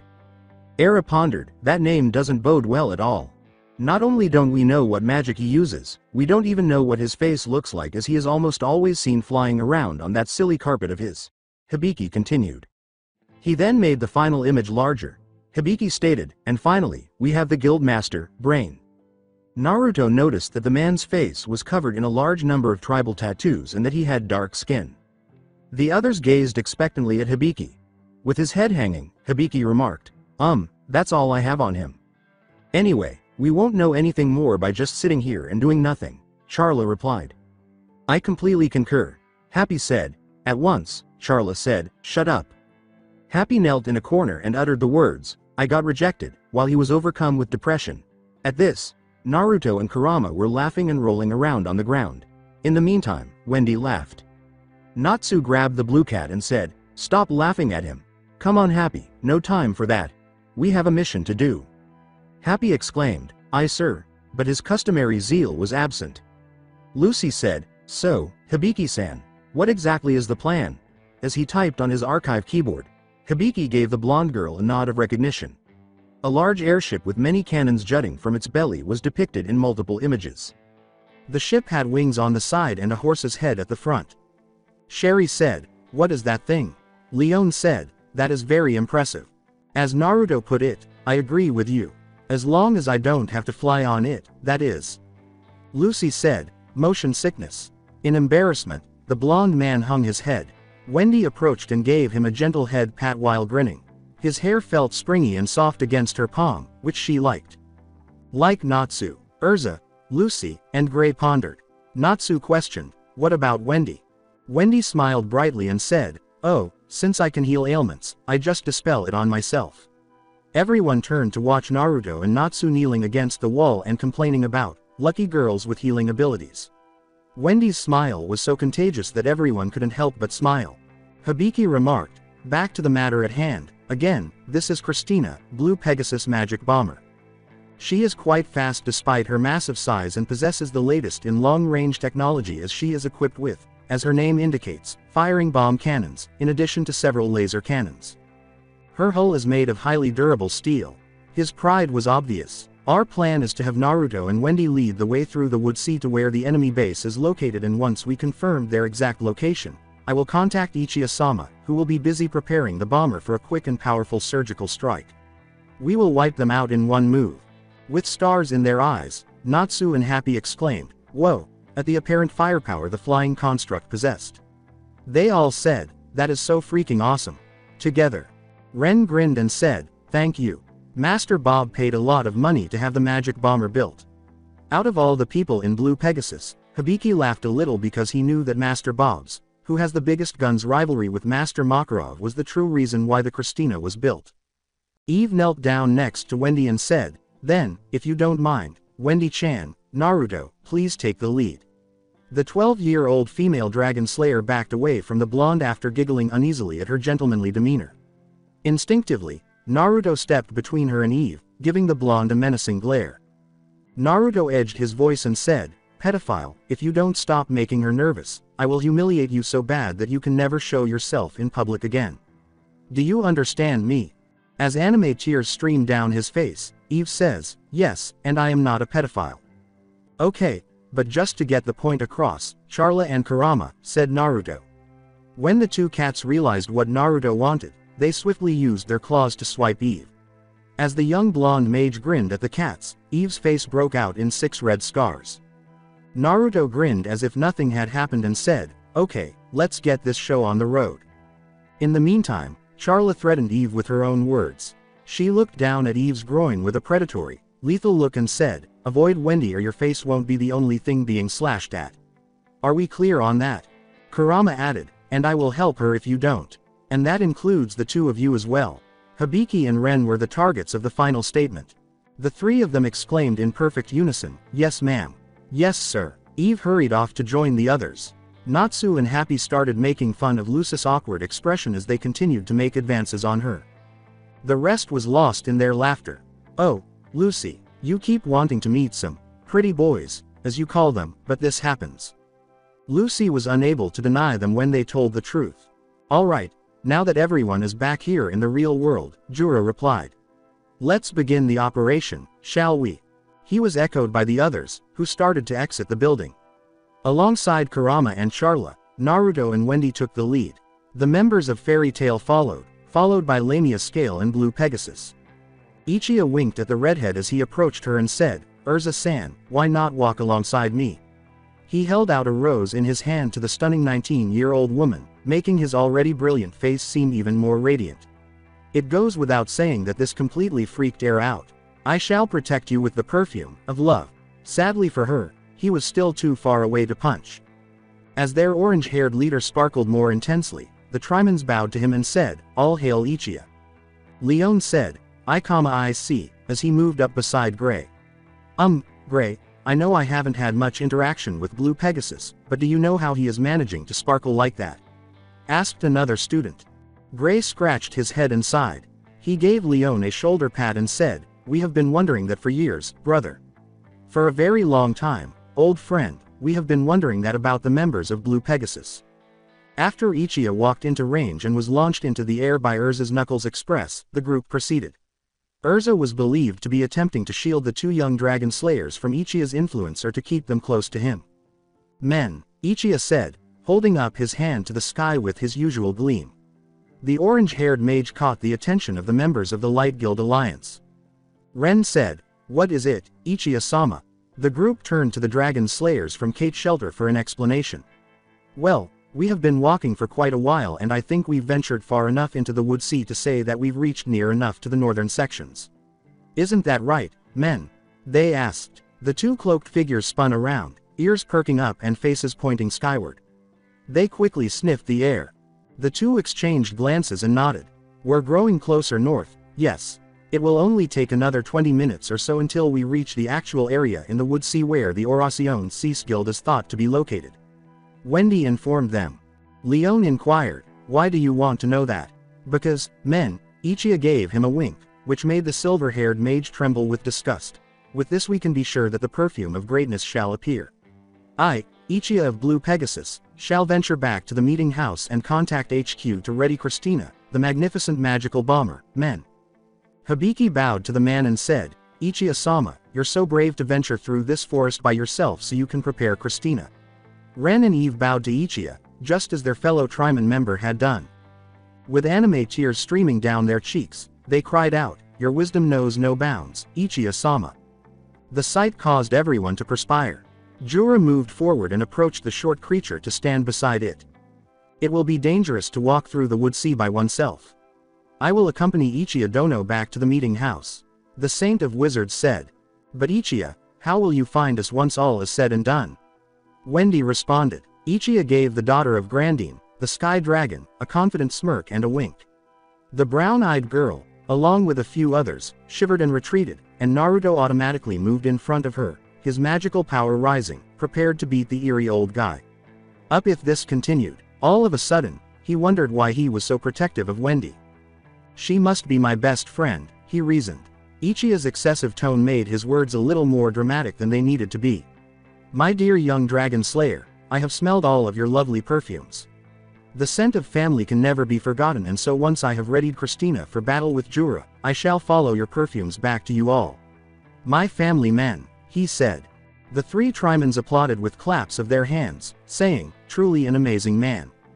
Everyone else yelled in alarm, how the hell can you clap for this crazy moron? After Ichiya and Jura said their goodbyes and returned to their original route, the remaining members of the Light Guild Alliance continued their journey north through the trees, and a few minutes later, they had calmed down. The member of Oracion Seis who was following the two S-class mages had just managed to get out of earshot when they were caught off guard. Who, in turn, was under the observation of Kurama, Naruto's emissary sent to guide the giant and the eerie idiot to the meeting room. Perfume magic. Paralyzing perfume, Ichiya thrust the vial into Jura's face, and a stream of smoke shot up, causing his eyes to widen. The wizard saint's muscles then became paralyzed, causing his body to convulse before freezing. Jura hit the floor with a thud. He noticed Ichiya grinning malevolently as he looked up. Jura questioned, Ichiya, why are you doing this? He became acutely aware of his predicament after realizing how far ahead the main group was. Not to mention when Ichiya abruptly vanished in a smoke cloud and was replaced by two small blue gremlins. Jura identified them as the celestial spirits of the Gate of Twins, Gem and Minnie. Gem inquired, did we do good, Angel? When a shadow fell across him, Jura's gaze was lured upward. Oracion's sole female member, Angel, had long, white hair. Seis was in front of the wizard saint. She gripped her golden key for Gem and Minnie tightly. She smirked evilly and said, oh, now look what we have here. A poor lost mage. Jura snarled, where is Ichiya Dono? She patted the two celestial spirits on their small heads and said, oh, that waste of space is probably unconscious in the forest far from your location. Gem and Minnie did such a good job beating up the old pervert, didn't you? The two spirits nodded quickly after blushing at the compliment. Gem said, yes, Angel-san. We had beaten him up real nice. We think we broke his face because it looks so ugly. Minnie stated. I think that's how he actually looks, Minnie. Really, Gem. The topic of the conversation caused Angel and Jura to perspire, and then Angel sighed and performed a forced closure. The twins waved goodbye to the bald mage and their user before disappearing in a burst of golden light. Angel immediately returned her attention to Jura. Angel lifted her high-heeled boots and placed them over his bald skull, causing Jura's eyes to widen. Now then, where were we? Oh yes, I was just about to curb stomp you.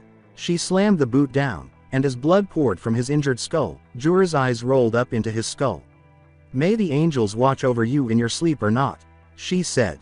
Why do modern female mages not dress in slacks?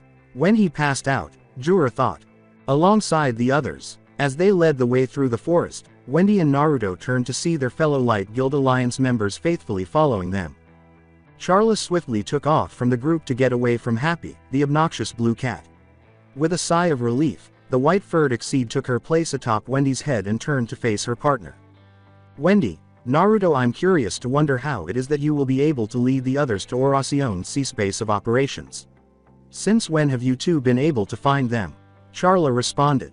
Master Rubal gave me the information needed when he had finished communicating with the Magic Council. Wendy responded, they lie further north from our previous location, and so all I have to do is just navigate through the Wood Sea to the northern portions. Simple. Naruto looks ready to cry as he asks, what, but he did not give me the information, does he not trust me? There Naruto. Master just thought you may forget where we had to go, the master was just being safe, and remember he does trust you. Wendy responds. Really? Asks Naruto. Yes, really, smiles Wendy in response. Naruto pulls the girl into an embrace, which she returns, and says, thanks, Wendy.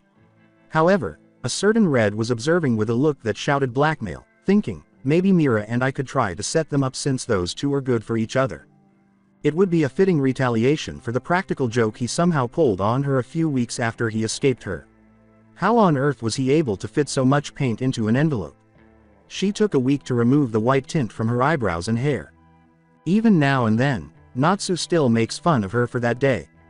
Charla interrupted the moment between the soon-to-be couple and glanced at her friend, asking, "And once we get to the north?" The blue-haired dragon slayer was about to respond when she felt a sudden dryness in her throat. She ducked her head and pressed her index fingers together, blushing with embarrassment. Maybe. No. Well, I could. We do the thing with the other thing and then use that one," she mumbled. Charla deadpanned, "You have no idea, do you?" An anime cloud of shame hung over Wendy's head as her face fell and her arms fell to her sides. After waving the cloud out of her line of sight, Charla gave the 12-year-old a pat on the head. After walking for a while, the group stopped along a wide path that was marked out by trees and covered in dirt and stones. Wendy said to the group, "Okay, this is it. This is the northern Woodsea area. Stay close so that you all don't get lost, okay?" Lucy said, Wendy, Naruto." When she asks what she wants, both of them respond, "Yes, what is it, Lucy?" "Forgive me if I sound disrespectful, but why did Cate Shelter send you two, Kurama, and Charla alone?" Lucy inquired.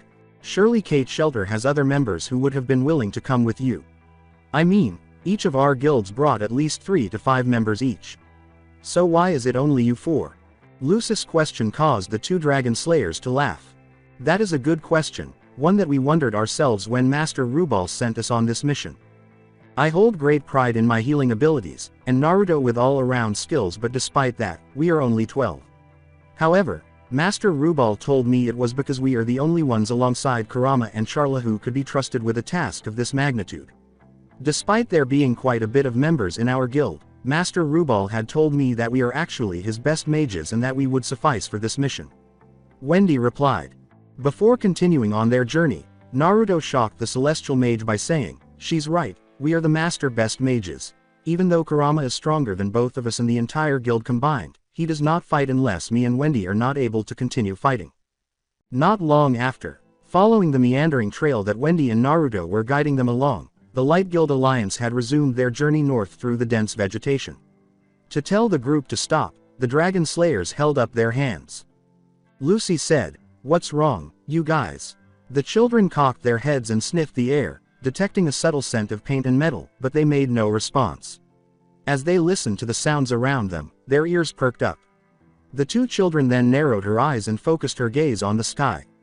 Naruto remarked, "Something is in the sky." Natsu's eyes grew wide as he imitated his younger peers' movements. "There is. And it's big." Everyone in the group looked into the blue space above their heads, in the direction the 3 dragon slayers were facing. On the winds, the clouds moved slowly. Before the high-pitched whine of revolving propulsion engines and the massive magic concentration created by the lacrima that powered them reached their ears, the mages kept their eyes on the sky. Quickly, a tiny dot in the distance grew bigger and closer, revealing Christina, the enormous magical bomber. Everyone stared in wonder at the massive piece of technology, saying, "Wow." The responses of their fellow mages made the blue Pegasus mages smile.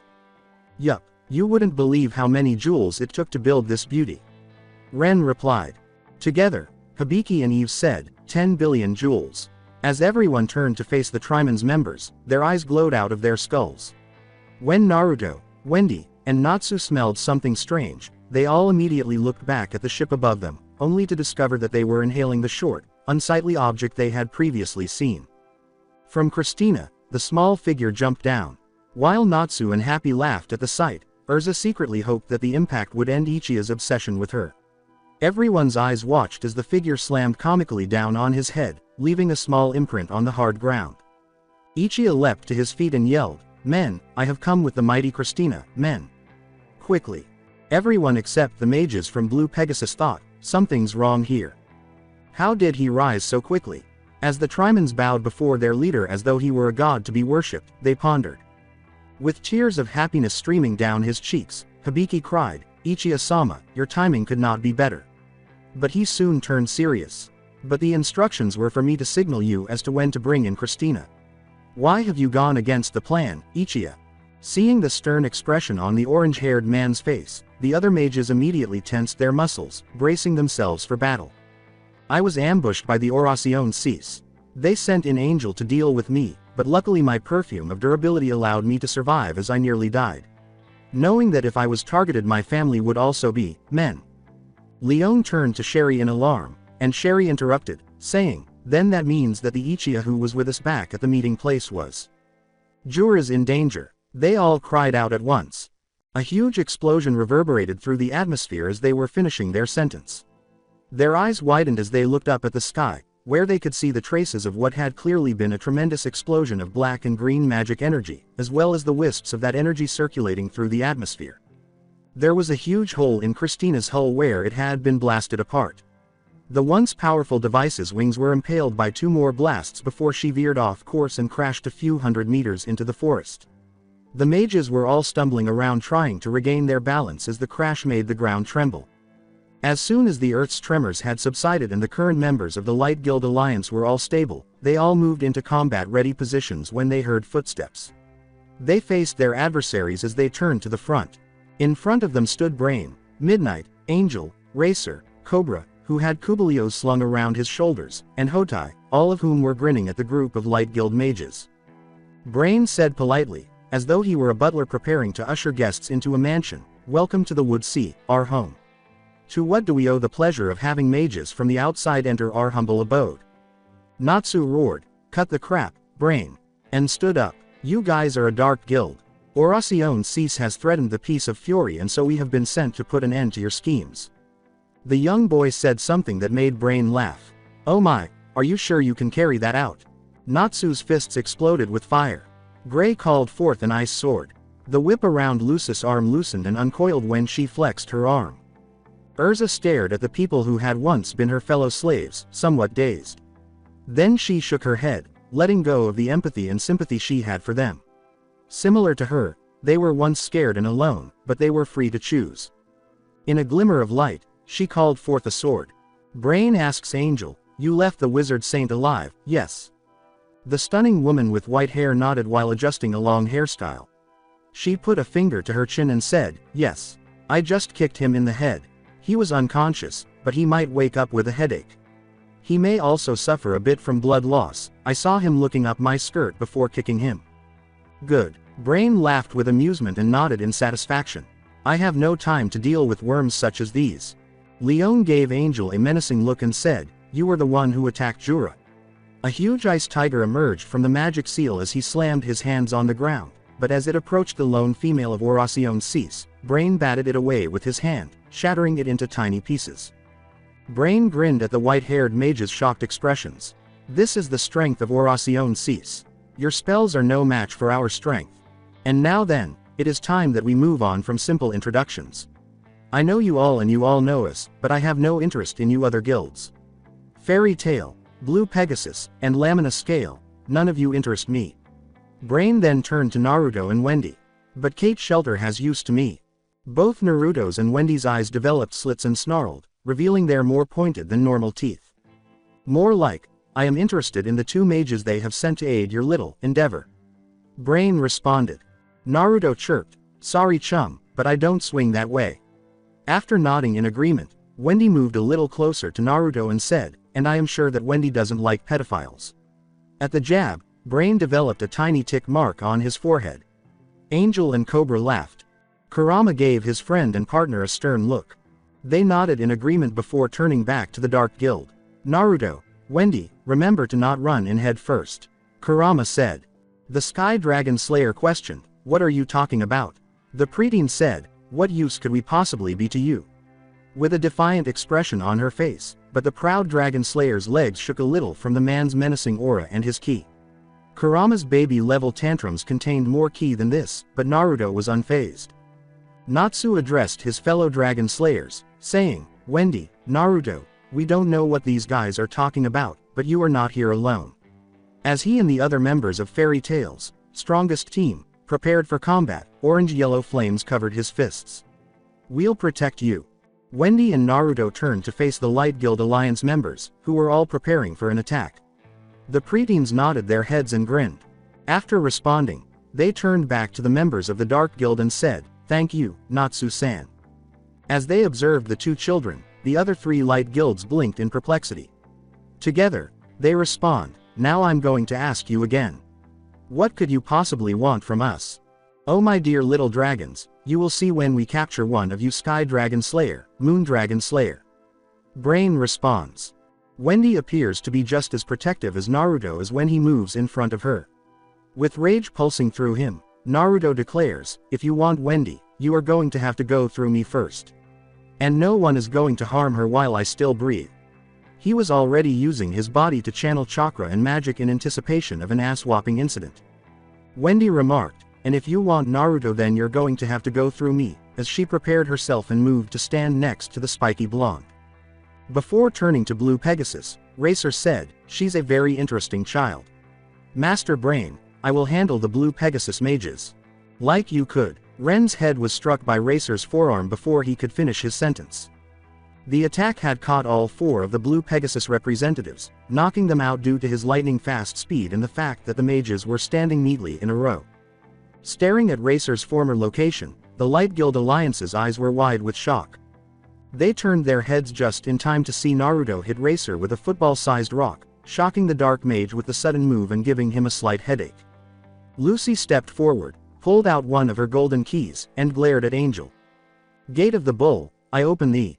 Taurus. The enormous humanoid bull brandishing an axe materialized before its holder amid a ringing bell and a burst of golden light. Leering at Lucy, the perverted bovine clutched his double-bladed weapon and yelled, Lucy, how may I help you in your nice body today? Lucy pointed to Angel and said, we take down that Angel girl.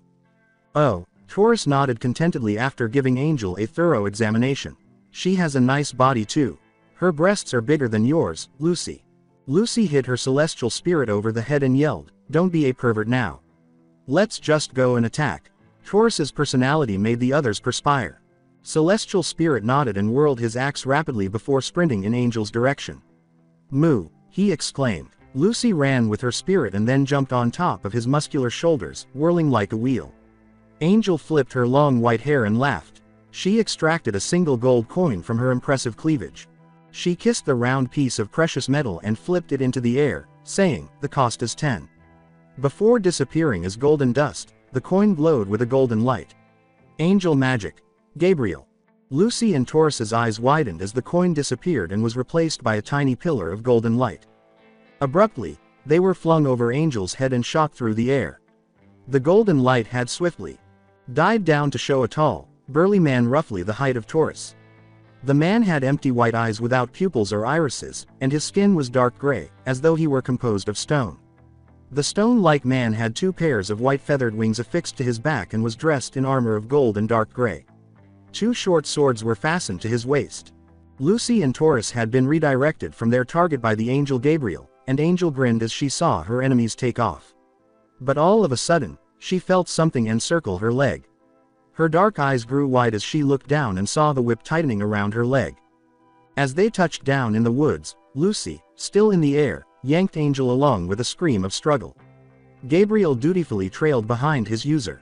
2 of the primary reasons Wendy felt so self-conscious were no longer there, so she exhaled in relief. Lamina Scale and the other fairy tale mages went to pursue their comrade, but Racer abruptly materialized among them and launched dozens of attacks on each of them. Cobra chuckled as he dodged a stream of fire that Natsu threw at him. I can hear your very thoughts and stop your actions. You want to move on, you get through me. Cobra laughed. The enormous serpent hissed at her master's enemies as Kubilio slithered around his arm. Natsu stood up and gasped, then, I guess. Igneal's son snarled and jumped at his opponent, rubbing his hearing organs before saying, we'll have to kick your ass. But in retaliation, Kubilio's twisted around Natsu's ankle and tossed him aside. Their guild mate was captured by Urza and Gray, who then gently placed him on the ground. The Re-Quip cut the air with one of her swords and declared, Cobra is ours. Cobra easily avoided the sword's magical arc, but as he felt the full force of the attack, his eyes widened and he turned to see the trees behind him turn to ash as the platinum flames ate everything they came into contact with. After using her Re-Quip magic, Urza put on her flight armor, which significantly increased her speed. Natsu and Gray followed her as she sped in the direction of the dark mage with brown hair, and Cobra smiled before jumping into the air. By doing this, he managed to dodge the blow from all 3 mages, which was marked by a huge crater of ice and flame. They watched as Kubilios hissed at them while they looked up and glared at Cobra. A pair of leathery bat-like wings, resembling dragon wings, suddenly flapped as the female snake's tongue flicked and her sides stretched. Natsu cried, "Oh come, it can fly now." Urza and Gray replied to the firebrand's remark, "We'll knock him down." The three then jumped after Cobra as he took off into the far-off woodsy vegetation. Brain tapped his skull-tipped staff on the ground and said, "We will return to the base. Bring the Sky or Moon Dragon Slayer back when you are done playing." The guild master was engulfed in a great cloud of dark magic energy before abruptly disappearing from view. A burst of magic energy sent the Lamina Scale mages flying back, but the sleeping mage didn't even stir or lift a finger as Lamina Scale snarled and leapt at it. Their eyes widened as Wendy and Naruto swung out with a strong kick, followed by a blur of blue and blonde hair. As the wind rushed past their forms, a punch found its way into Wendy's stomach, and a kick found its way into Naruto's. The children's eyes widened in shock. Having moved before the fighting began, Charla and Kurama could only watch in disbelief as Racer flashed his sharp fangs in a toothy smile. Racer growled before delivering a more powerful blow that sent Naruto hurtling into a tree, with Wendy landing on him and knocking the wind out of them both. "I am impressed. I did not think you two were this strong." Leon and Sherry turned to pursue Racer, exclaiming, "Wendy, Naruto." They shouted, "No," to them. Their final words were, "Stay out of this. This is our fight. We may be a little, but we have pride as a dragon slayers.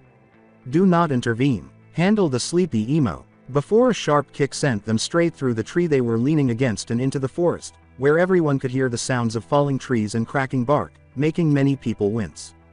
Racer laughed. The speed mage flashed a toothy grin before turning into a crimson blur and chasing after his victim. "So the little dragon slayers think they can beat me? We'll see about that." Lamina Scale's mages were on the verge of disobeying their arrogant Cretan allies and running to assist them with Racer, but they changed their minds after deciding that they at least needed to tend to the sleeping emo. Leon made a grave error by sending him an ice gorilla. He cast reflector magic again out of instinct because he had entered his zone, and the ice ape charged back at Leon with a burst of magic. Then came a surge of ethereal blades. She slammed her hands on the floor, but Sherry was fast to step in. As she invoked her spell, a pink magic seal appeared. Doll's magic. Stone doll. A plethora of magic energy filled the stone of the path they were standing on, drawing the stones together to form a huge stone doll. Although it was destroyed by the blast, the earthen warrior fulfilled its duty of defending the Lamina Scale mages by crossing its arm in front of its body. A huge ice blue magic seal formed, swiftly dispersing the dust cloud created by the explosion. Leon yelled, "Ice make, Snow Tiger," and called forth his beast. At midnight, the enormous saber-toothed cat of ice thundered across the path and sped forward. The Snow Tiger let out a thunderous roar, then used its claws to slash and its icy sharp fangs to bite, but to no avail. The sleeping dark mage reflexively mirrored every blow from the enormous ice feline. At last, a tremendous outburst of the reflective magic launched the Snow Tiger skyward, where it crashed to the ground and shattered into ice fragments. Lamina Scale's three surviving mages clenched their jaws. They had underestimated the difficulty of this battle. In the meantime, Wendy and Naruto. Naruto tries to get up and asks his childhood friend, "Ouch, Wendy, are you okay?" Wendy responds, "Yeah, I am alright, Naruto. That guy is strong, I am not sure we can beat him." She continues.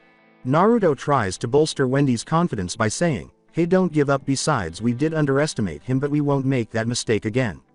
And besides, it is 2 against 1 and we have each other's back like always." In any case, Naruto thought, "I think I understand why he is so fast." "You were right, it is 2 against we can beat him," says Wendy. Suddenly, someone behind them laughs. They both quickly turn around to see Racer grinning behind them. Racer prepares to attack, saying, "Oh really, you brats think you can beat me? Alright then, let's get this party started." Naruto tells Wendy, "Remember, there are 2 of us and 1 of him we can't lose."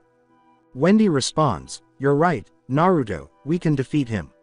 With a burning desire to triumph and please their parents, the 2 young dragon slayers of Sky and Moon rush toward the Racer together. Arms. Vernier. As Wendy powered up those particular limbs, her arms and legs became stronger and faster. Then, with a pale pink hand covered in energy, she grabbed the outstretched arm and quickly spun around before hurling Racer over toward where she was waiting. Naruto punches Racer in the direction of a tree while yelling, "Eat this." Moon Dragon's iron fist. The Racer crashes into the tree and hits the ground. However, The older mage was able to move his body to avoid taking too much damage before rushing over and using his clawed hand to slash at Wendy. The swift attack caught a few strands of Wendy's long blue hair as she jumped back, barely avoiding it. Watching Racer get down on all fours, she skidded backwards and came to a stop. The two walked around each other in the woods. Wendy says, "Racer-san, tell me something." The dark mage with fangs looked directly at his adversary. She asks the speed mage, "What do you want with us?" "What did you want with us?" Racer grinned. "Back then, all those years ago when we first met you, a much smaller brat, we wanted you for your powers." Naruto and Wendy both say, "You wanted us for our powers." While you were training with your dragons here in the woods all those years ago, Master Brain had the opportunity to come across your draconian parent. Knowing not to deal with a creature of such power, Master Brain kept his distance and observed the dragon and eventually found the dragon raising you. Realizing that you were to become a dragon slayer, especially a dragon slayer with the ability to heal almost any kind of wound, it would prove to be an asset to our master. Racer continued, "And with your friend you make a combo attack that gather all of your allies who will lend you their magic together into a single attack and doubles it. Makes you two very valuable." Once the dragon left on July 7th in the year X 777, Master Brain made sure to bide his time to make sure the dragons would not return, and once he was sure of it, he struck. "He sent us out to go and fetch you both." Her crush's direct approach had greatly improved her normally shy personality. "You're rambling, Racer-san. Get to the point." "The point is that you were young and impressionable. If Master Brain took you back then, you would have been one of us, and your prayers would have been answered." As they kept circling one another, Naruto's eyes narrowed. "So, that was the reason you wanted us 7 years ago? What changed and made you seem more desperate to take us in?" asked Naruto. Racer spat out the words with a tone full of venom. "7 years ago we only wanted you to add to our ranks. After all, child dragon slayers would be easy to manipulate to follow us, but we failed that mission because of your little fox." That gave Wendy a grin. After we went in search of our parents, Wendy thought, "Oh yeah, he mentioned something about dealing with some pest." The Moon Dragon Slayer answered, "Well, that's what you get for messing with Kurama. If we knew that that cat could turn into a giant 9-tailed fox we would never have gone after you in the first place, but this time he is with your allies and is not here to protect you from us now." Racer bit into his razor-sharp fangs. "Come with us now, Wendy Marvell and Naruto Tasuki, and you won't be harmed. If you wish to know the true reason why the master wants you to, then come willingly." Naruto growled at Racer and then spat on the ground, slamming it into the dirt. "Yeah, not happening." Wendy simply stiffened. Their action was more than sufficient to make Racer understand their reaction. They growled at her opponent as they moved into their combat stance. "Now then, let me give you a taste of what the child of a dragon can do." The two kids respond. "Insolent brats," yelled Racer. After circling each other, the three fighters charged across the ground, leaving dust trails in their wake. Racer lifted his arm and brought it down for an overhead blow, but Wendy was able to deflect the blow with her raised arm because she was smaller. Naruto delivered a powerful blow to the left. Racer's eyes widened as the force of the blow registered with his body, and they heard the creaking of bones. Wendy kicked Racer next, causing him to roll along the ground, but Racer quickly reacted and executed a spin kick. However, Naruto pulled Wendy backwards, and his attack struck nothing but air. The speed magic user then looked up quickly as a shadow covered his body and they moved in a blur of speed. Naruto's axe kick and Wendy's slammed down on the arm block as he crossed his arms. Before spinning around and violently slamming them into a tree, Racer swiftly grabbed them by the ankles and swung them down into the ground. Their bodies curled around the bark, letting out screams of pain, but fortunately, their cloaks lessened the force of the impact to some extent. Then, with a loud thud, Wendy fell on top of Naruto after being flung through the air and onto the ground. There was a sonic boom, and Racer was gone. The two stood up again and turned to face Racer, who stood across the little clearing, staring at them. Naruto says, "Wendy, let's use that combo." Wendy questioned her fellow dragon slayer and guildmate, "Are you sure that we should? Last time we did it left us." "Yeah, we should, and we can't waste any more time here." Naruto replied, "Each second we delay, our friends back there are without our support." Both sets of eyes turned into slits, and pale pink and light blue auras surrounded Naruto and Wendy, respectively. "You're right," Wendy acknowledged, "let's end this." Taking each other's hands, the two kids begin the combo. Sky and Moon Dragonslayer secret combo technique. Heaven's Charm. As their magic power started to rise sharply and combine above their held hands, a rainbow-colored light appeared all around them. The racer murmurs to himself, what are they up to? Heaven's Charm. Yes, but that's. He started to move. No, you don't. I won't allow you to use that attack. He hears Wendy say, too late. Naruto concludes by saying, it's over. Both kids simultaneously move their hands in a circle, creating a sphere of rainbow-colored magic. Suck this up. Together, Naruto and Wendy say, Sky and Moon Dragonslaying secret combo, Heaven's Rasengan. They charge at Racer with incredible speed, slamming the combined Rasengan into his stomach before he can get out of the way. Finally, the attack sends Racer flying through a few trees, knocking him out as he smashed through one or two of them head first.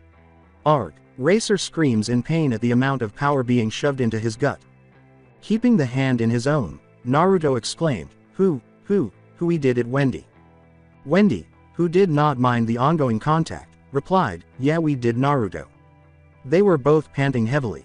Like the last time they tried Heaven's Charm and Heaven's Rasengan, they both passed out from using too much magic. A few moments later, a figure emerges from the shadows to gaze at them. Before leaving for the meeting spot, the figure says, well, this just made my job easier, to think that those two were able to beat Racer. He smirks and says, need to get these two to Master Brain. Perhaps he'll let me take Racer's place. Naruto woke up with a groan, flinching as he realized he had a huge headache, then closed his eyes and waited for it to pass before opening them again. It didn't take long. He opened his eyes and looked around, discovering that he was in some kind of dark cavern with puddles of water dripping from stalactites and sunlight shining through ceiling cracks as the only light source. When Naruto attempted to move, he discovered that he was completely bound. In addition, he learned that the rope had magical sealing abilities when he attempted to send a miniature scale roar at it, but nothing emerged. When Naruto realized that those idiots in Oracion Seis had bound his hands together at the wrists, he was able to use his other energy source to get out of here, which made him grin triumphantly. Ninpo. Kage Bunshin no Jutsu. Naruto muttered, and a clone appeared with a puff of smoke, just as tethered as Naruto, causing them to both perspire. He muttered, well, there goes that idea, to himself. Before stumbling over to the original and starting to chew at the rope, the clone whispered, stay still. Through clenching teeth and rope, the clone said, we need to find out where we are and then save Wendy-chan from those bastards. Naruto replied, agreed. Then, wondering where Kurama was, he tried to use his senses to gather information about his location. Alongside Kurama, in an effort to find his friends Naruto and Wendy, Kurama was thinking of going on a rampage and tearing down every tree in the area, and Charla was very interested in asking him to do so. We never should have left those two to handle Racer alone. Kurama snarled, spouting ki everywhere. Charla, in her own gloomy state, sulked and disregarded the ki, although she felt concerned about Wendy. Trying not to flee and hide because of the ki, Hibiki remarked, at least they managed to defeat Racer. That is more than can be said for the rest of us. Kurama sighed, but concurred with the blonde. In all honesty, only Naruto and Wendy had defeated a member of Oracion Seis. When they received word from Brain that Racer had lost, Natsu had gone into overdrive after two young children had defeated him, almost resulting in friendly fire, pun intended, during his outburst. Ironically, it was during this outburst that the Alliance was able to land a number of decisive blows on their respective opponents because they were distracted by Natsu's enormous surge in magical power. Finally, when one of his agents contacted Brain about something, Brain ordered a retreat. When Kurama and Wendy went to search for Naruto and Wendy right away, they discovered Racer's unconscious body next to a number of fallen trees, but they couldn't find the two young dragon slayers. Unwilling to let him have all the fun, Gray quickly followed Natsu, who, being the battle-savvy idiot that he was, fled off in some random direction, Happy, the little blue furball, flying after him. Ren and Eve left the Trimans to go in search of Nirvana, followed by Ichiya and Yura, while Leon and Sherry accompanied Yura. After the short thing was gone, Kurama sighed with relief, and Hibiki took over the care of Urza, who had been bitten by Cobra's flying snake. Based on the scowls of pain Urza was wearing, the poison was slowly making its way up Urza's arm, causing her great pain. Since only one of the two mages was capable of fighting, Kurama knew he couldn't leave them alone. Despite his dislike, he had to have faith that Naruto and Wendy would succeed somehow. Alongside Wendy, although she didn't have a headache like Naruto, Wendy woke up slowly and was hit by the stench of 5 other people in the cave she was in. Naruto wasn't there. "Are we awake at last?" she heard someone say, and when she turned to look, she realized it was Brain. "Where am I? What happened to Naruto-kun?" she inquired. Brain laughed, as did the others. Brain grinned and remarked, "Your fellow dragon slayer is being held captive as an insurance of sorts." He saw that she was giving him a doubtful look. Before turning his attention to her, Cobra remarked, "I can still hear his heartbeat from here. He is still alive, for now." "Oh. What is this?" "Oh, this is golden," Cobra said, curious to hear what she was thinking. "Cobra, what are you hearing?" Brain inquired. "Is it cash?" Everyone ignored Hotai when he asked. "No." Cobra smiled evilly and said, "It's something much better than that. Something that can be used to break her later." Brain grinned as his eyes grew wide with comprehension. "Cobra, hold on to that information for the time being." Brain turned to Wendy and said, "For now, she will do something for us." Wendy did not like the look on his face. "You can tell us after we find Nirvana." When Brain pulled the lid off a coffin buried in the wall, she gasped and saw who was inside, turning her concern into disbelief. "Do we recognize him now?" Brain grinned and said, "Great. You will heal him now. Unless you want your friend to have an unfortunate accident," said Cobra. "Naruto-kun." Wendy thought, horrified by the implications, and she slowly stood up and moved toward the coffin, gathering her magic to comply with their request while Cobra listened to her thoughts and smirked more and more. Alongside Naruto, how fucking paranoid were these jerks? The second rope was knotted so that cutting it once would not untie the entire thing, and Naruto snarled as his clone started chewing on it. The clone complained, "They were thorough, I have to give them that." "No shit," Naruto remarked, with Gray and Natsu. Natsu was fighting the entire Dark Guild by himself when Gray caught up to him, and after he defeated them, he remarked that the fight wasn't even a warm-up. They were now in a deep valley with a number of caverns along its bottom, and he could smell Wendy and the rest of Oracion Seis down there somewhere, but there was only a slight smell of Naruto. Gray opened his mouth to say, "Remember, this time we will have the drop on them," but he sighed as Natsu was once again being Natsu. Wendy, Naruto. While a bound moon dragon slayer complained about allies taking long enough, from a distance, the pink-haired dragon slayer roared, shocking everyone inside the cave, just as his clone was able to gnaw through the last piece of rope that held him. "Ice make. Slide," Gray said, using his magic to create a long, winding slide that went all the way to the bottom of the valley, and Natsu, not really thinking, jumped on. When Gray joined him at the bottom, he noticed that Natsu hadn't changed his stance or position since getting there, and he realized that his rival and friend was experiencing motion sickness once more. Gray whispered, "Geez, you're hopeless." "Yes," Happy concurred. Following their recovery, Natsu and Gray dashed into a cave, only to be flung skyward by a blue-haired man that Natsu instantly recognized. Jello. However, Jello sent him into the wall before he could attack, and Gray followed soon after. They dug their way out of the wreckage in a short time, but instead of pursuing Jello, Natsu and Gray turned to Wendy, who was sobbing on the ground. Her repeated words were, "I'm sorry." After picking her up, Gray saw that Natsu was getting ready for a battle. "Not right now, Natsu. We must return her to Urza," Gray said, rousing Natsu from his battle famine. After a while, Gray, Natsu, and Wendy returned to the area where Urza, Hibiki, and Charla were waiting. Lucy had found her way to them after defeating Angel in some way, though she would not explain how. Kurama could feel the embarrassment evaporating from her like the tide, so whatever had happened had to have something to do with the reason she was dressed differently. Finally, Kurama said, "It's about time you got." "Wait, where's Naruto?" he inquired. Wendy stated, "We were separated after losing consciousness." She was aware that any discussion between Gray and Natsu would probably result in MT. Kurama erupting. "According to what Cobra said, he is still alive, though I think that he is tied up somewhere in a different location." She continued. Gray, Hibiki, and Lucy started to perspire when Natsu abruptly said, "Never mind that. You've gotta go and heal Urza before she dies." Gray whispered, "I don't think that is really helping here," and everyone agreed. "Speaking of magic, I really need to get some form of attack magic that doesn't involve my spirits," Lucy muttered.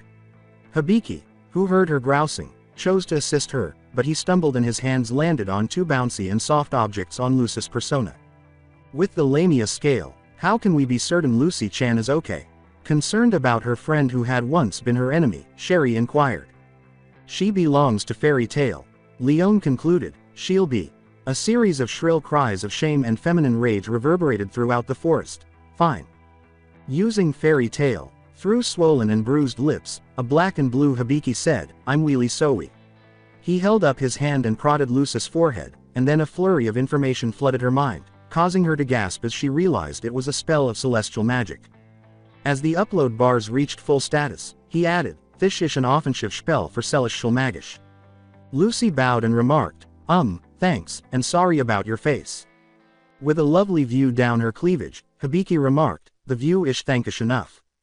Not long after, again, Naruto felt a tremendous amount of magic being released beneath him as he was moving through the cave. Shit, Tsuki no Kekai, he yelled, and as the ground erupted in black magic, Naruto fell into a new cavern, surrounded by a perfect orb of pink magic. Alongside the others, when the members of Fairy Tail noticed the buildup of magic and saw a pillar of black magic appear on the horizon, they were listening to Wendy as she described her time in captivity and how she healed Jello, much to Natsu's surprise. Natsu was about to give her an earful about Jello being a bad person and all that. When Team Yura noticed the pillar, they had just defeated another weak dark guild. Ichiya had somehow managed to get himself captured and was bound like an animal, while even Ren were still in the dark after midnight knocked them out, pun not intended. The pillar of magic, which gradually turned white as the sun set and the moon rose, attracted the attention of everyone who could. It is essentially canon from this point on until the appearance of Nirvana, with the exception that Natsu never received the change in attire and the Fairy Tail group was accompanied by a grumpy Kurama. Many years later, with Naruto. Naruto woke up with another headache, but this time he was untied and recovered much more quickly than in the cave he was in. He opened his eyes to discover that he was in an unfamiliar area of ancient ruins, and then he realized that he was no longer underground. Above him, he saw the night sky with a full moon shining. Finally, somewhere in the wreckage, he detected the scents of his companions, including Wendy. He got up and staggered over to where he thought his best friend was. When he realized that Wendy was the source of the enormous fire, he became concerned. Alongside Wendy, Wendy was having a terrible moment. To start, she could smell Naruto close by, but it was impossible to identify him because of the dust and static smells. She then witnessed Natsu fighting Cobra, who later revealed himself to be a dragon slayer, while Happy and Kubilio stood by their respective dragon slayers. Additionally, Wendy and Cobra were momentarily deafened by Natsu's booming literal roar. Not to mention that Natsu and Happy were all but dead after being struck by Cobra's poison. But Cobra was not yet defeated. How dare you? He struggled to his feet and took a deep breath after saying this. When Wendy and Natsu realized what was going to happen, their eyes widened. Close by, Naruto thought, wait, he's not going to. Then, crap, he is. Naruto did the only thing he could think of, he leapt. As Natsu and Wendy attempted to treat him in time, Cobra yelled, Poison Dragon's roar, and hurled a barrage of poison at them. Between the poison blast and Wendy, to Wendy's and Charla's horror, he started breathing in the enormous amount of poison. Cobra gasped, using all of his last strength to stoke that roar, and this little blonde brat was breathing it in. During the battle between Natsu and Cobra, Wendy witnessed some of that poison eat through solid rock as if it were nothing, so she was horrified to learn that her best friend was sacrificing himself by eating the same corrosive material in order to keep her safe. Charla experienced a flashback to a dream or vision she had a few weeks prior when Naruto leapt in front of her, but she was unable to comprehend the significance of seeing Naruto standing in front of a purple wall until now. Natsu tried to move, but the motion sickness and the poison that was still in his body paralyzed him and prevented him from using any magic spells. He was jealous of Naruto and Wendy because they seemed to be immune to motion sickness. Naruto, on the other hand, was in a lot of pain, but this was nothing new to him given the ordeal he had endured while still in Konoha and possibly even some of Kurama's training sessions. Nevertheless, he continued to breathe the poison, and when he sensed that it was starting to affect his body, he used both his chakra and his magic to fight it off. He hoped that his chakra would both protect and heal him, while the magic nullification qualities of his moon dragon slaying abilities would lessen the poison's bite. Later on, he would succeed in both, and more. After the poison cloud dissipated, Naruto stood for a few seconds before collapsing onto his back. Natsu, although cured, was still experiencing motion sickness, and by this point, Wendy was too shocked to act. Charla was in disbelief. Cobra started laughing and making fun of Naruto after noticing his still figure. When Wendy heard his words, she felt a great deal of anger rising inside of her as magical power that she was unaware she had used flooded her system. Hee, is it true that the idiot ate all of my poison? Cobra chuckled and said, he'll be dead in 5 minutes. He was a weak piece of garbage anyhow. He was cut off when Wendy released more magical power than he had imagined. What the hell? He was so shocked by this new development that he gasped. Charla stumbled, Wendy, and realized that Cobra had just pressed Wendy's button. Cobra's already wide eyes almost popped out in shock as Wendy introduced the secret dragon slaying technique, Piercing Sky Drill 1. Especially Naruto, don't make fun of any of Wendy's friends in front of her. Naruto is in the same boat. Initially, Cobra was encircled by a wall of wind. She then swung her arms in a circle, causing a horizontal tornado of concentrated, sharp air blades to smash into him, causing severe damage and leaving him bleeding from multiple small wounds. With healing magic seals already forming in her hands, Wendy rushed over to Naruto after noticing that he had been knocked out. Naruto, you idiot, Wendy said. Don't you dare die on me now, I still plan to spend the rest of my life together with you.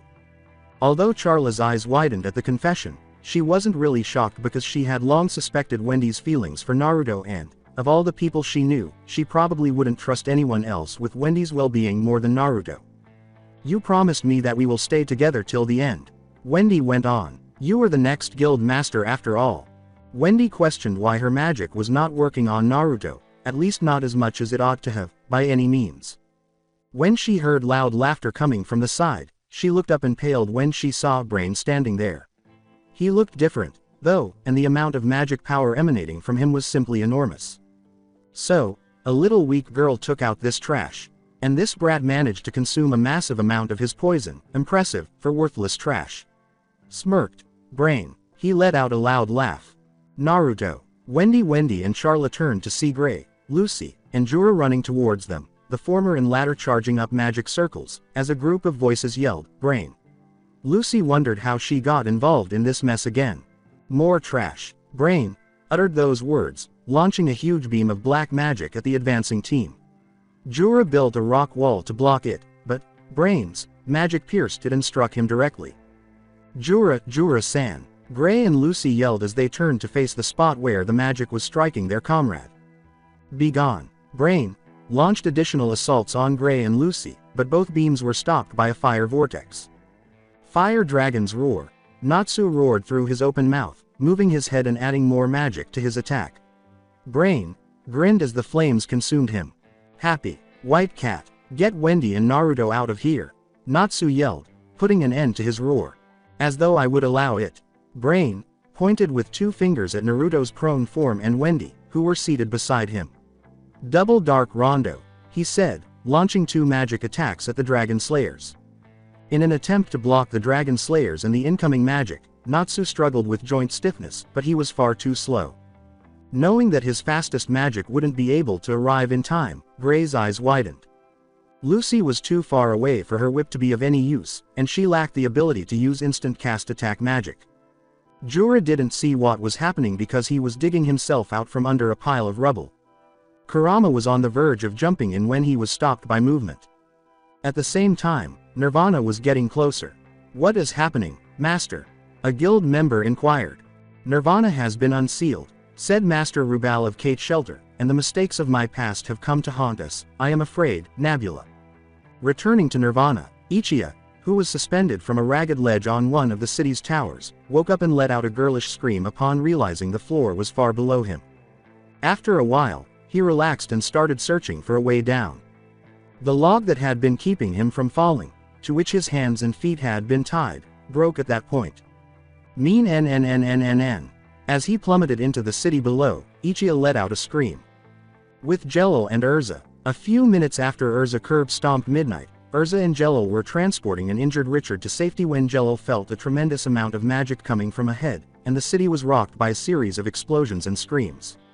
Master, Zero, the seals, been undone, Richard was wheezing.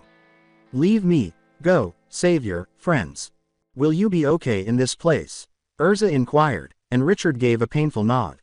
At that moment, a region far ahead and to the side of their route was engulfed in pink and purple light. Returning to the fight, Tsuki no Kakai, Naruto yelled, lifting his arm as a pink barrier encircled Wendy and him. The barrier's magic nullifying properties negated the brain's attack's connection. Hey, even with that much poison in your system, you can still fight. Brain inquired. Who are you? You are not Brain, said Naruto. It's true, I am Brain's real identity. But that doesn't matter to someone who is about to die anyway, said the person now known as Zero. Name's Zero, the true master of Oracion Seis. Naruto interrupted Zero's laughter to say, I wonder about that.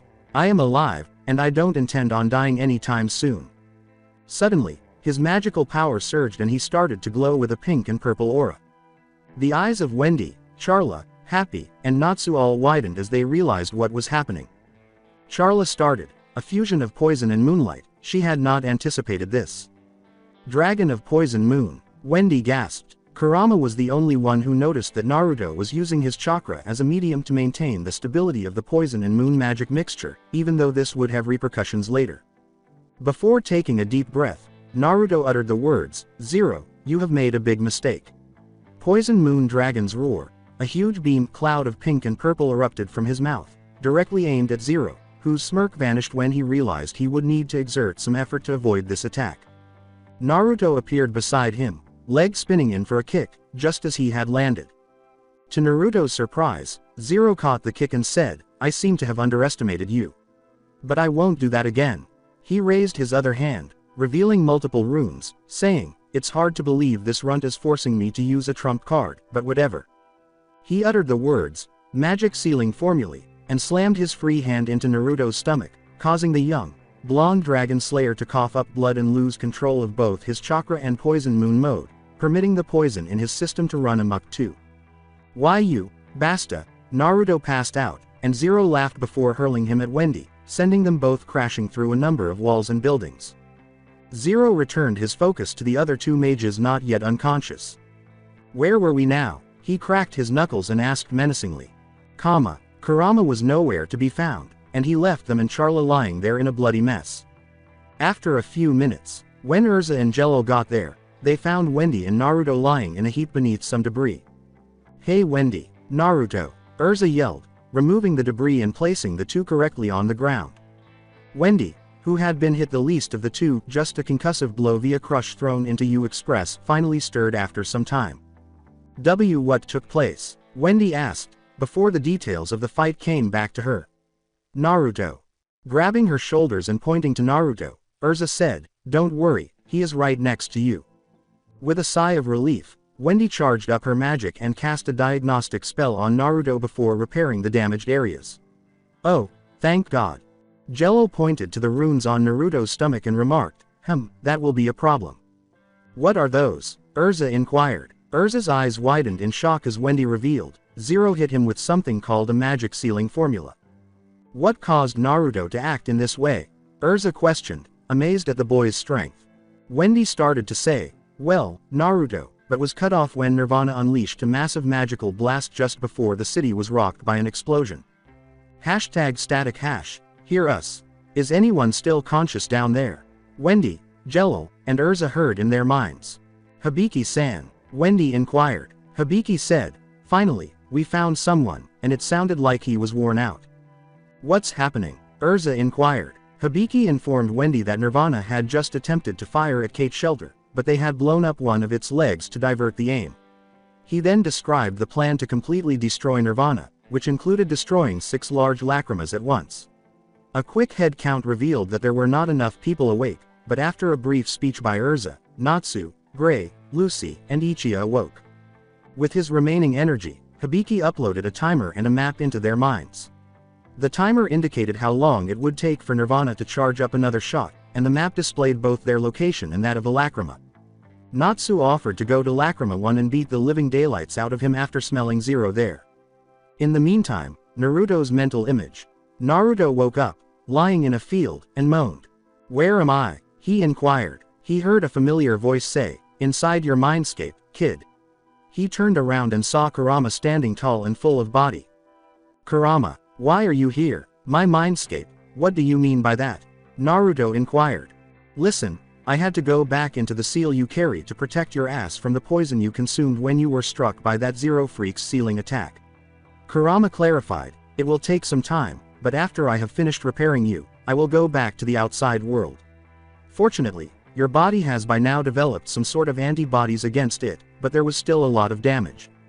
Naruto looked around and said, "Oh, well, I'll let you handle it then." "Well, how can I leave here?"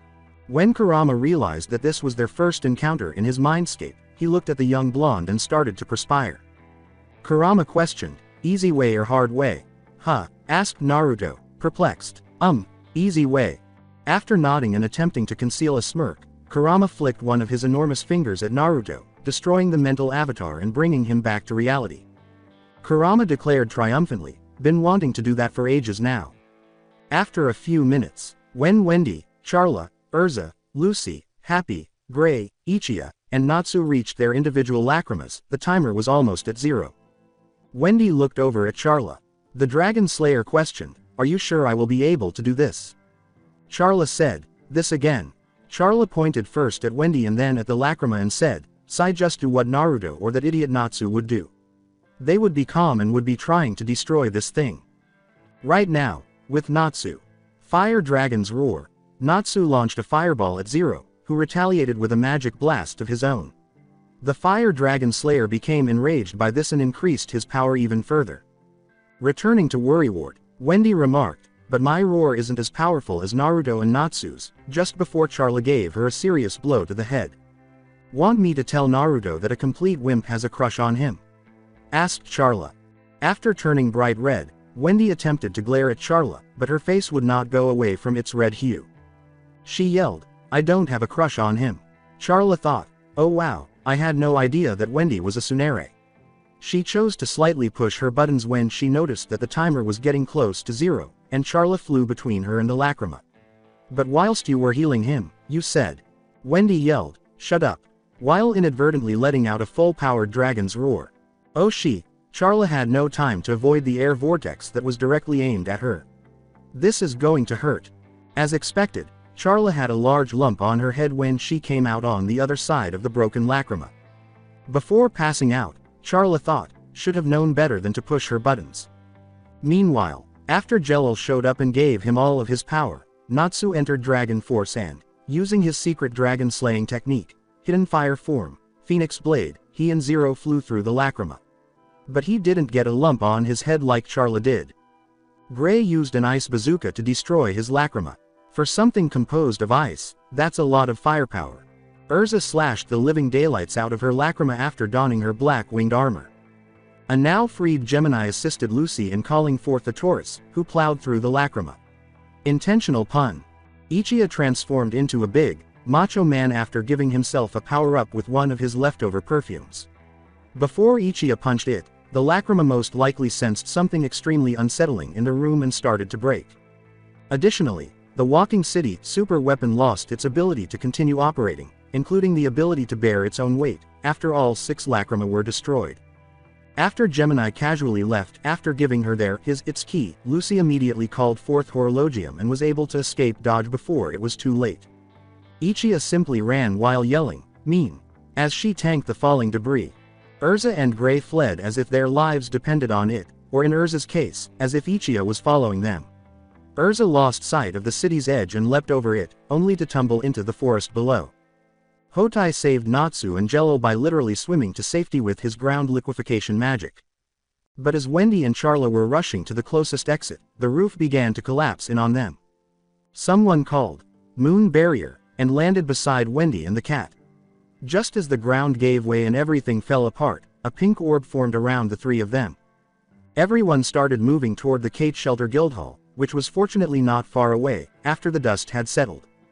On their way, Gray and Urza met up and were about to leave again when they noticed a pink glow. Climbing over the rubble to see what was causing the light, Gray exclaims, "What the hell is that? Damn, this is a lot of Urza."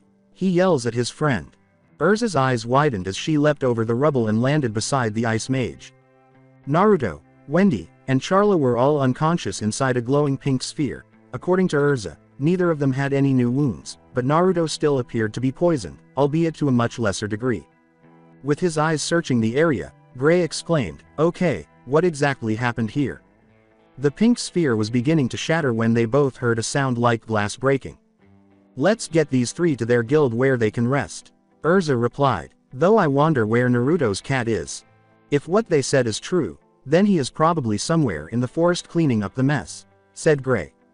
"They could always go and find Kurama later," Urza shrugged.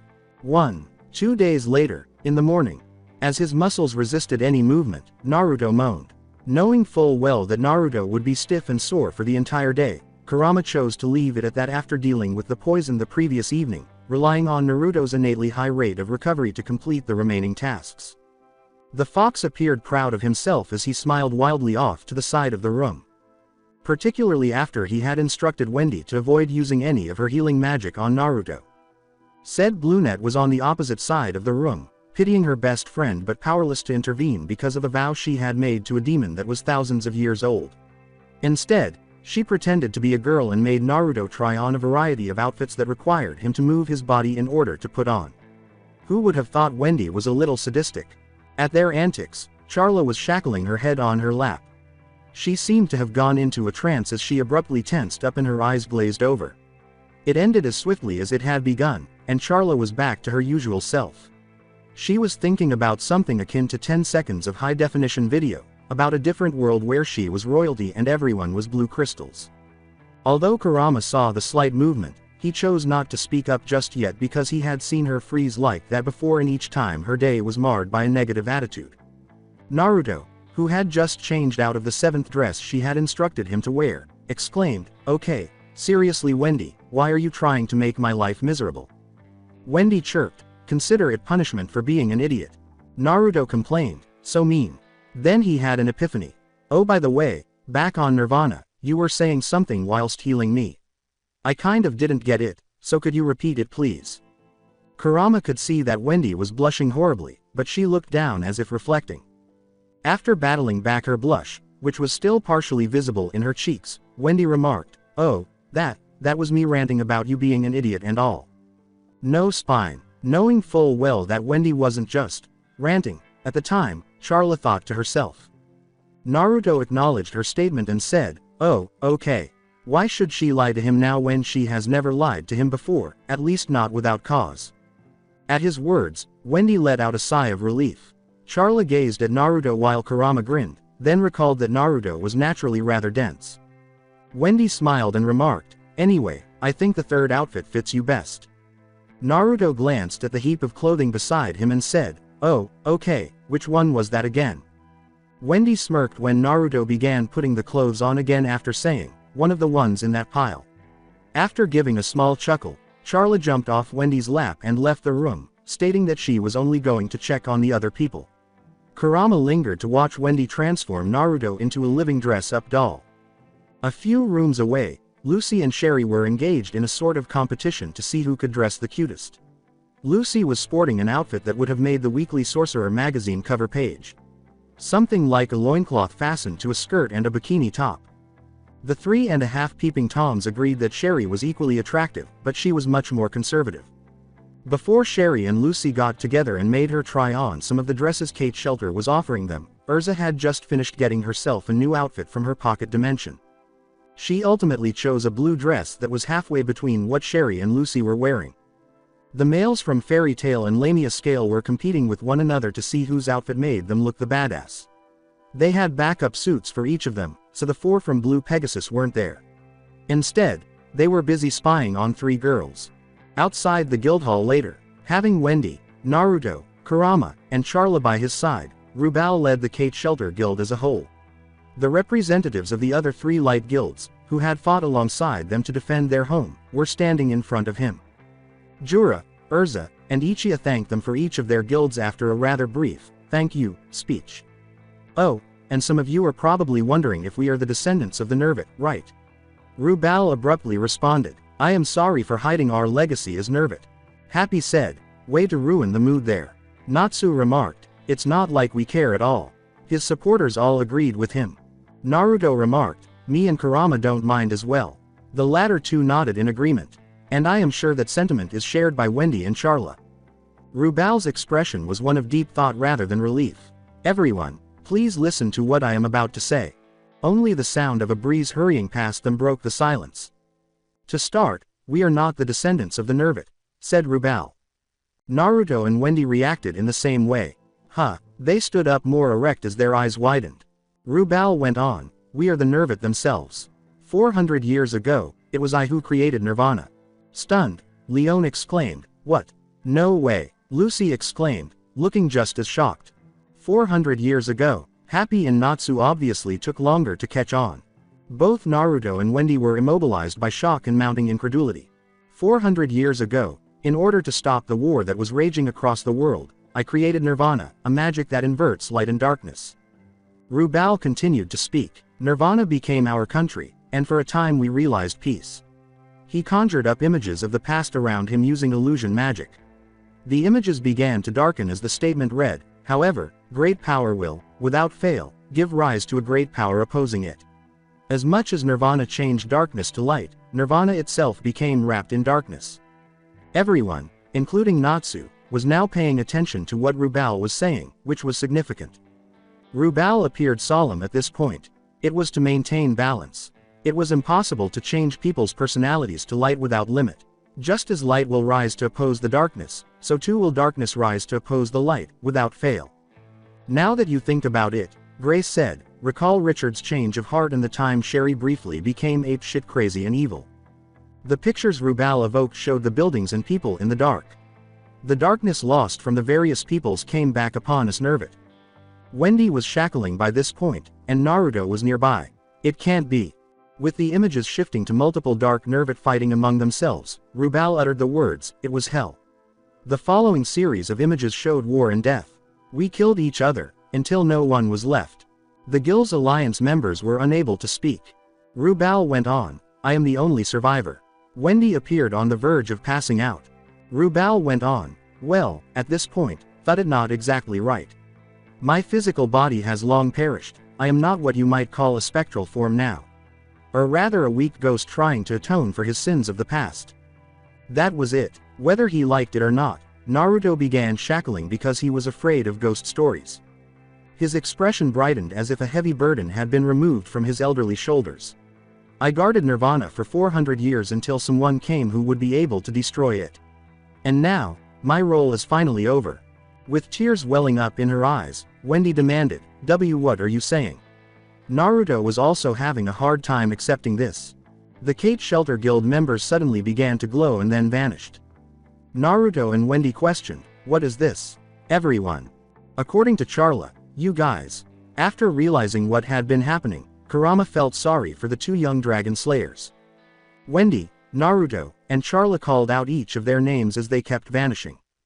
Rubal said, I apologize for deceiving you.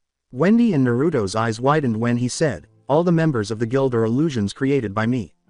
Say what? Exclaimed Natsu. Leon questioned, illusions with their own personalities. Jura said, what incredible magic power. Eventually, only Rubal remained. A single boy came here 7 years ago. I lived alone in these ruins, protecting Nirvana. Naruto and Wendy both gasped in shock as they realized something. Please take care of these two. Rubal could still clearly recall what the boy had said. I couldn't turn down the request of that boy and his fierce honest eyes. Rubal clarified, even though I had promised myself I would stay alone. Rewind. Where am I, Mr. Naruto, where are you? A young Wendy, who had just woken up, asked. For the first time in a long time, Rubal stumbled, this is. If you are wondering, about the blonde boy, who was brought here with you, he is right next to you, he said. With a sigh of relief, Wendy turned to see Naruto and Kurama still asleep on the other side. Where is Jelal? He said he was taking us to a guild, Wendy inquired, and she started to cry. This is a guild, Rubal said, immediately feeling sorry for Wendy due to her extreme cuteness and crying effect. This is a wizard's guild, he exclaimed. That was it. Wendy's mood immediately improved. Rubal instructed her to go outside and take a look while striking a pose that concealed the reality that he was conjuring dozens of illusions. The end of the flashback. Rubal concluded, and so I created an illusory family for Wendy, Naruto, and their friend, Kurama. Naruto and Wendy were the reason behind the guild's creation. Lucy questioned with disbelief. Charla just stood there with her mouth hanging, and Kurama, not wanting to look like the odd one out, imitated her. Wendy was shouting that she didn't want to hear this while holding her head, and Naruto was doing the same, but he was silent and his eyes were glassy. Rubal pointed to the remaining members of the alliance standing behind them and said, Wendy, Naruto, Shalra, and Kurama, you four no longer need a foster family. Don't you have real friends now? Rubal then started to glow like the others. The tears that streamed down Wendy's and Naruto's faces left puddles at their feet. Your future has only just begun, Rubal said, grinning the happiest he had in 400 years. Wendy ran to him and yelled his name as he started to fade away. Master Rubal's disembodied voice said, I leave Wendy, Naruto, Charla, and Kurama in your hands. Everyone, truly, thank you. When Naruto came up to Wendy, the two embraced and sobbed uncontrollably. Charla even broke down in tears, and Kurama kept imitating her. The orange and blue guild emblems that were visible also started to fade. Since everyone in Fairy Tail had lost something or someone they cared about at some point, 5 of the assembled mages from the 3 remaining guilds actually felt sympathy for the 2 dragon slayers and their friends. After glancing at the others, Urza started to approach the sobbing, kneeling pair after they all nodded and engaged in an unspoken conversation. Rubal was correct. They would find a real family in Fairy Tail with Charla and Kurama, so they wouldn't need a foster home anymore. Urza invited the 2 dragon slayers to Fairy Tail after the entire Cate Shelter guild vanished. Leon objected, but Urza snarled at him, and Blue Pegasus didn't even try to object, knowing full well that Naruto could likely kick everyone's ass, including Ichiya, by himself unless it used its perfume. As long as a certain redhead didn't use his friend as a living plush toy, Kurama didn't mind, and Charla was relieved that they would at least be safe in Fairy Tail. If she attempts to do so, he will burn her ass. On the boat the following day, Natus, who was now experiencing severe motion sickness once more, asked Wendy to cast it again while he joyfully ran back and forth along the ship, declaring that transportation was the best, until the effects of Troya wore off. Natsu-san, you'd better not. It will lose its effectiveness if I cast it repeatedly, she said. Meanwhile, Natsu stood off to the side, gazing out onto the sea over the railing. Well, we always assumed that Natsu's role as a dragon slayer was the cause of motion sickness. Does this imply that you and Naruto also experience motion sickness? Lucy inquired. Wendy remarked, I have never experienced motion sickness before. How about you, Naruto? No response. Naruto, Wendy asked, and as she went to touch her friend's shoulder, he shook violently, causing her to recoil in surprise. She then noticed that his face displayed every symptom of motion sickness, and at that moment, Naruto also puked. No one could speak up. I guess it is a thing amongst male dragon slayers, Lucy replied. There was no response to that. Afterwards, when the group got back to Fairy Tail, Urza's ass was smoking a little, like it had caught fire, but no one seemed to mind because Kurama had warned her before they set sail. Rather, all eyes were on Wendy, who was dressed in a green dress with diagonal lines crisscrossing it, and Naruto, who was dressed in a white shirt with an orange tribal vest over it, brown baggy pants, and black sandals. Urza was just wrapping up her account of what transpired. And thus I invited Naruto, Wendy, Charla and Kurama to join Fairy Tail. Wendy bowed and said, it's a pleasure. Naruto's 10,000-watt smile, which rivaled Natsu's, made the peace sign. Naturally, Wendy's close proximity to him caused the male population to go crazy, while Naruto's presence sent the female population into a frenzy, with everyone vying for a hug. That is, until Mikao asked Wendy how old she was, and Naruto punched him in the face in response. You damn fool, she's too young for you. Everyone was taken aback by the young boy's strength as he roared and threw Mikao against the distant wall. Bisca squealed like a fangirl as she picked Naruto up and started to strangle him in an embrace. Ah, so adorable, she let out a squeal. Wendy never imagined using the method Kurama had taught her because, even she acknowledged, she didn't want to use it because of its perverse nature. Wind magic. Skirt up, she whispered so softly that Natsu didn't hear her. A magic seal appeared beneath Bisca, shocking everyone, and a powerful gust of wind blew straight up. To keep her skirt in place and preserve her honor, Bisca had to let Naruto go. I am the only one who will approach him, Wendy thought. Anyway, I bid Wendy, Charla, Kurama, and Naruto a hearty welcome. Makarov said, reaching out with his Titan magic to place a camera beneath the skirt of one poor greenhead. That infuriated Alzak, who then started using his magic pistols to blast the arm. Levi, off to the side, greeted Lucis' return with enthusiasm. As they watched in disbelief, Jet and Droy questioned how they were doing and asserted that Lucy was already well beyond their capabilities. The cleaning crew would have to remove multiple buckets of water from the building simply because Juvia would be crying and expressing her concern for Gray again if the news were to get past her selective hearing. When multiple people yelled for Gray to stop her, he responded with, "Why me?" Natsu was bragging about his battles with Cobra and his flying snake off to the side where it was somehow still warm and dry, but no one took him seriously on the latter point. Meanwhile, Mira went up to Wendy and Naruto, let's just call them WNCK until they are all together.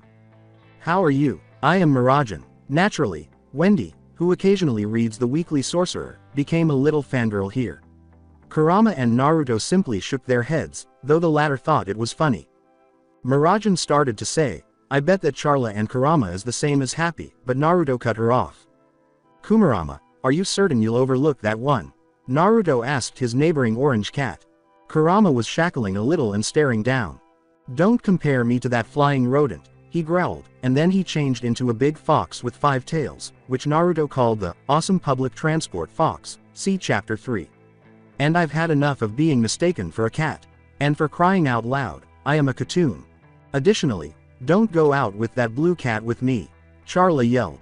Naturally, Naruto, Wendy, and Charla were the only ones who did not cower in terror because they had anticipated this. While Naruto was speaking, Kurama transformed back into a cat. Now that is out of the way. You were saying, Mirajan-san. Oh, I see. What kind of magic do you two employ? She inquired. I am the Sky Dragon Slayer. Wendy stated, I use sky magic. The entire guild was taken aback by this. Naruto declared, and I am the Moon Dragon Slayer.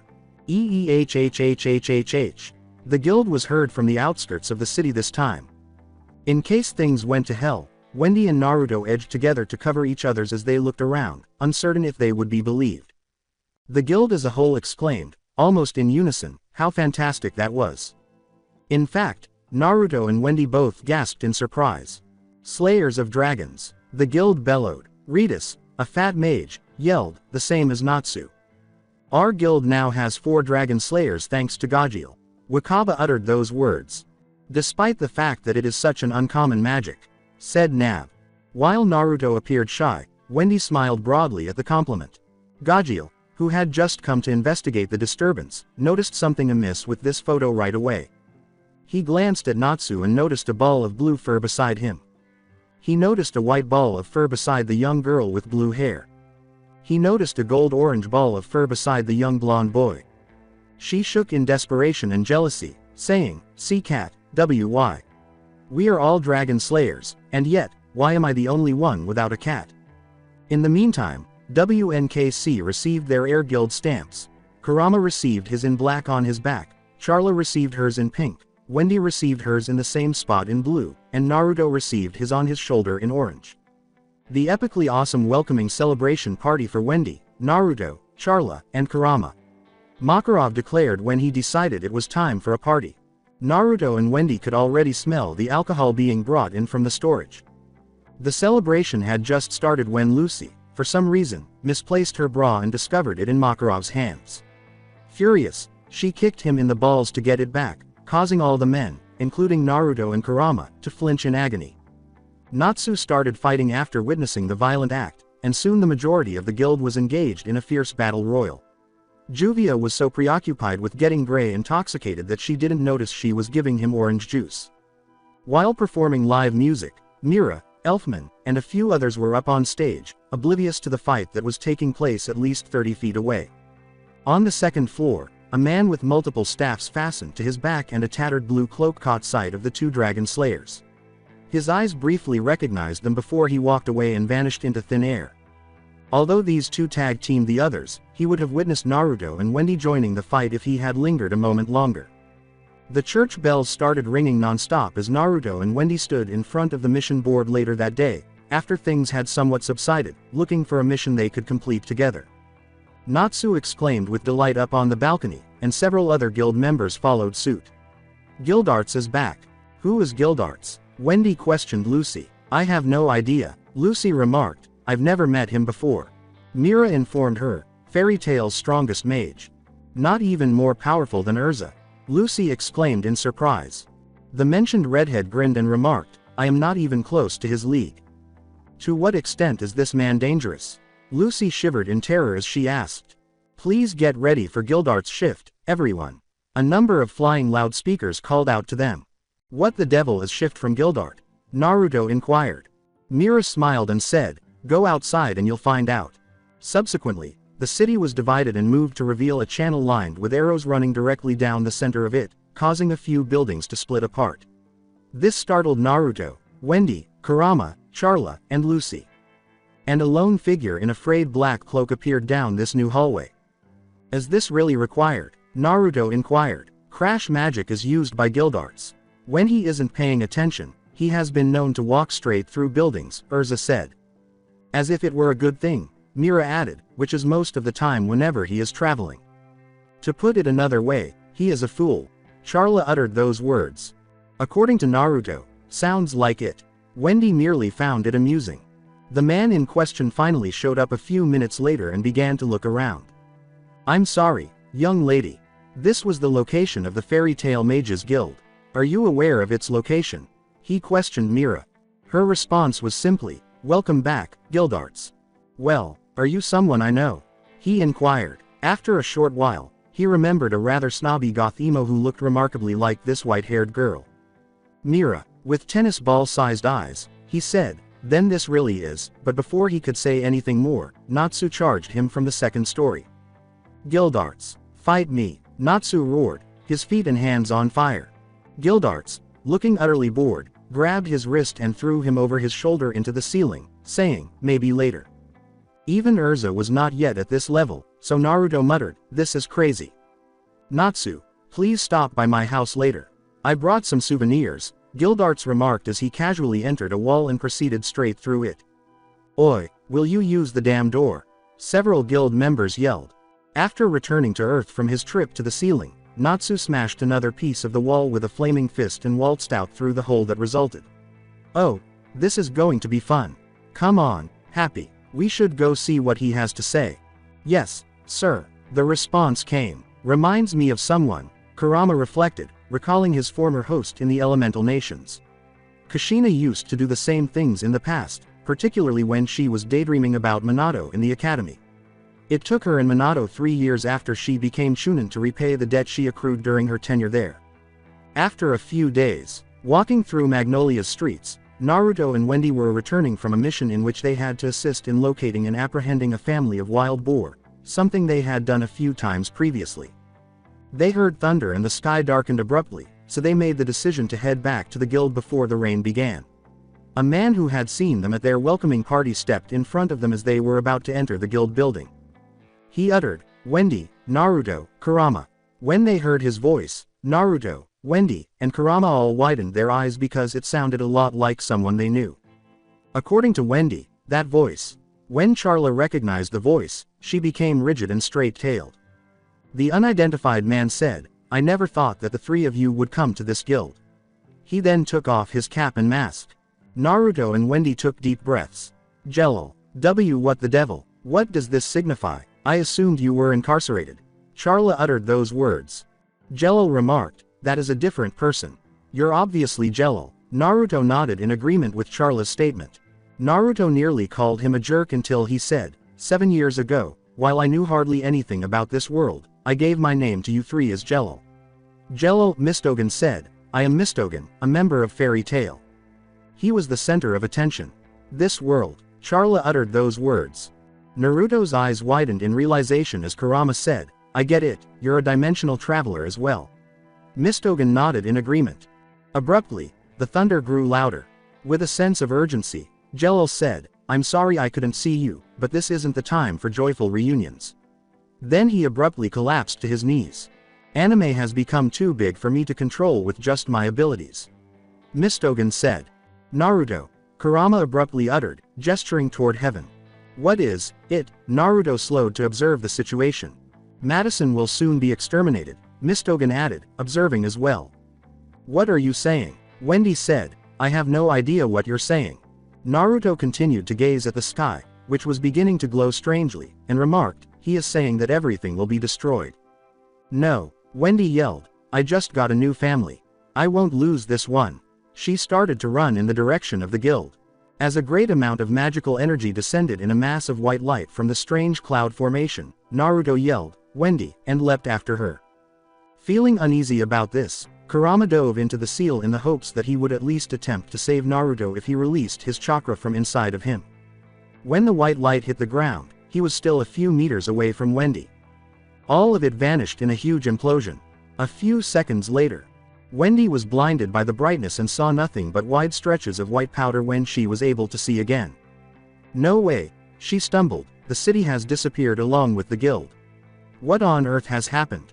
She realized she was alone as she looked around. Naruto, she exclaimed, Naruto. Wendy squeaked and leapt off before assisting in cleaning Naruto of the dust after hearing a moan from below her where she noticed a mound of the white powder beginning to rise beneath her butt. What on earth took place? And what was that heavy load on my head just now? Said Naruto, getting to his feet before being flung to the ground by Wendy Express's flying hug. Naruto, she ignored the second part and let out a cry of relief. After Kurama, who later admitted to having gone back into the seal just before whatever had happened, had given him the rundown, he finally returned the hug while still on the ground. Wendy eventually relaxed and assisted Naruto in standing up. Naruto took her hand in his and dragged her toward the location where the guild had been, saying, come on, let's see if we can find anyone else. When Naruto stumbled over something after a few minutes of looking, they discovered it was Natsu, who was still asleep as if nothing had happened. Wendy and Naruto attempted to wake him up by shoving him, shackling him, and yelling at him, but were unsuccessful. Naruto finally came up with an idea. He said aloud, Natsu, someone is picking a fight. To Wendy's complete confusion, Natsu awoke and began looking around for the fight. Charla and Happy arrived, revealing that they were also unharmed, after attempting to explain the situation to Natsu, who struggled to accept it as much as Wendy did. According to Charla, Anima is the entrance to the parallel world of Edolas, and it was the hole in the sky from earlier. However, why are you and Happy doing okay? You mentioned that we might have survived because we were dragon slayers, but none of you received any training in dragon slaying magic, Naruto questioned. Charla disclosed, No, Blue Cat and I come from the other world, Edolas. She continued by outlining a few facts about Edolas, such as the possibility that they wouldn't be able to employ their magic there. Happy was given the responsibility of carrying both Natsu and Naruto, which he was more than capable of doing, while Wendy flew with Charla because they had made the decision to go there anyhow and save their friends. After one rodeo-style journey, to Happy's delight, they were flying through an unidentified area with floating islands and rivers that even contained fish. Suddenly, Happy and Charla both lost their wings, and they all fell to the ground. What the hell? Natsu yelled. Wendy screamed. Happy and Charla were yelling in terror, and Naruto was pretending to sit with his legs crossed, his expression a mix of boredom and rage. I always knew that gravity sucked. He continued. This is going to hurt. With the possible exception of mages like Mikao, Wakaba, Jet, and Droid, fairy tale mages are capable of withstanding a great deal of damage and still emerging completely unharmed. Therefore, someone as dense as Natsu, who landed on his head, suffered little to no harm from surviving a fall from a height of several hundred feet. Happy didn't do much better, but he most likely made it out alive by landing on Natsu. By unconsciously using his chakra to empower his body, Naruto was able to land safely on his feet and catch Wendy bridal style, with Charla landing on Wendy. This showed him that he could still use his chakra. Naturally, Naruto thought it was cute when Wendy blushed and turned away after realizing the position she was in. Charla merely grinned a little and shook her head. Naruto used the threat of a year-long train ride and the destruction of a year's worth of fish to make Natsu and Happy swear an oath of secrecy after calling Kurama out of the seal. It goes without saying that the oath was ingrained in the hearts, minds, and souls of the Fire Dragon Slayer and the Blue Exceed. The six of them were traveling when they came across a group of travelers who, upon seeing Kurama, Charla, and Happy, fled. Natsu attacked a monster they came across in a swampy area, oblivious to the fact that he was not allowed to use magic in this world. Thanks to his chakra, Naruto was able to save his sorry ass, but at least they had food for the next few hours. If Natsu hadn't eaten the fire Naruto made to cook the meat, at least they would have had something to eat. They all dressed up in different costumes after raiding a small shack in the middle of the forest they literally stumbled upon. However, Happy, Charla, and Wendy chuckled when Kurama and Naruto dressed up in matching butler suits with lens-less monocles and began acting like seasoned gentlemen. They even went so far as to knock Happy out when he attempted to impress Charla by donning a dress-like coat and a solid metal skull-shaped helmet. The flawless imitation that Kurama and Naruto were giving made everyone laugh. All of them agreed that they were more gentlemanly than those three playboys from Blue Pegasus or something. Before blushing at the thought, Wendy was daydreaming about her future with Naruto. Wendy bought herself a red shirt with white shoulders, a navy blue skirt with a white line near the edge, and a pair of black thigh-high socks. She also tied her hair in pigtails and discovered a pair of red hair clips that she liked. She also tied an orange bow tie as a finishing touch. Naruto had to make himself look away from her. Charla chose Desert Nomad, which is a little more straightforward. Desert tribesmen typically wear loose-fitting pants, a loose-fitting shirt, and a headdress. Natsu discovered a maroon hoodie with a white border, khaki green pants, a light blue kimono top with dark blue accents, and boots. Natsu was about to leave when he glanced out the window and saw a twisted tree with the fairy tale symbol on it. They ran across the clearing, reached the door, and opened it, fully anticipating a fight to break out. Not, however, the soft music or the tea party that infused the air. And the distinctions, where do I start? Kana, who they knew wore jeans and a bikini top, along with a light vest in cold weather, was dressed in a white maiden outfit and sipping tea from delicate cups. She also slams the mug onto the tabletop after drinking alcohol by the gallon. Droy and Jet were picking on Elfman. They alternated between fighting over who was the strongest mage in Fairy Tail and bullying Elfman. The band reflected on the moments before they were drawn into the Anima. Rewind. Elfman was making fun of Jet and Droy just before he and Mirajan left for the church to visit the grave of their late younger sister. For being unmanly and getting knocked out right away, which made Levi do all the fighting instead. Mira started. Now, Elfman. Jet and Droy are strong. The two mages who were mentioned exclaimed, Mira-chan. With delight at the compliment. If only in their own way. How mean. Myra's second remark instantly sent Jet and Droy into a deep depression. At her core, she was a demon. The end of the flashback. And there was more. An adult Wendy and an adult Naruto were seated at the bar, both of them sipping mead. Naruto and Wendy said to themselves, "Tea, that is me." Edo Wendy was dressed in a light teal strapless shirt with plenty of cleavage and long white pants. In contrast, Edo Naruto was dressed as a biker, complete with a black leather jacket, jeans, gloves, and biking goggles that protruded from his jacket pocket. He also had a tattoo of a fox riding a motorcycle on his cheek. However, something that was said to Wendy, Naruto, and Charla caused them to blush. They turned to see Naruto, dressed as a doctor, waving a pack of something, but Naruto and Wendy couldn't quite make out what it said. "Hey, Wendy, Naruto. How long until we can expect the first kid to arrive? Need any more test sticks?" Naruto was not far behind Wendy when she passed out from a TMI overdose and both of them discovered that the pack contained pregnancy test sticks. What the devil? At that moment, a goth emo Lucy found them. She went all fangirl on Natsu, welcoming his return before breaking his back and telling him to notify her when he did. This went on until a short-haired white girl showed up and told Lucy to stop harassing Natsu. Natsu and Happy were taken aback by the girl's appearance and only spoke a single word. "Listen-a." Kurama wasn't listen-a, Naruto responded to his lifelong companion. Mira and Elfman's little sister, who died a while ago. If what I gathered was correct, she, Natsu and Happy were very close, Kurama replied.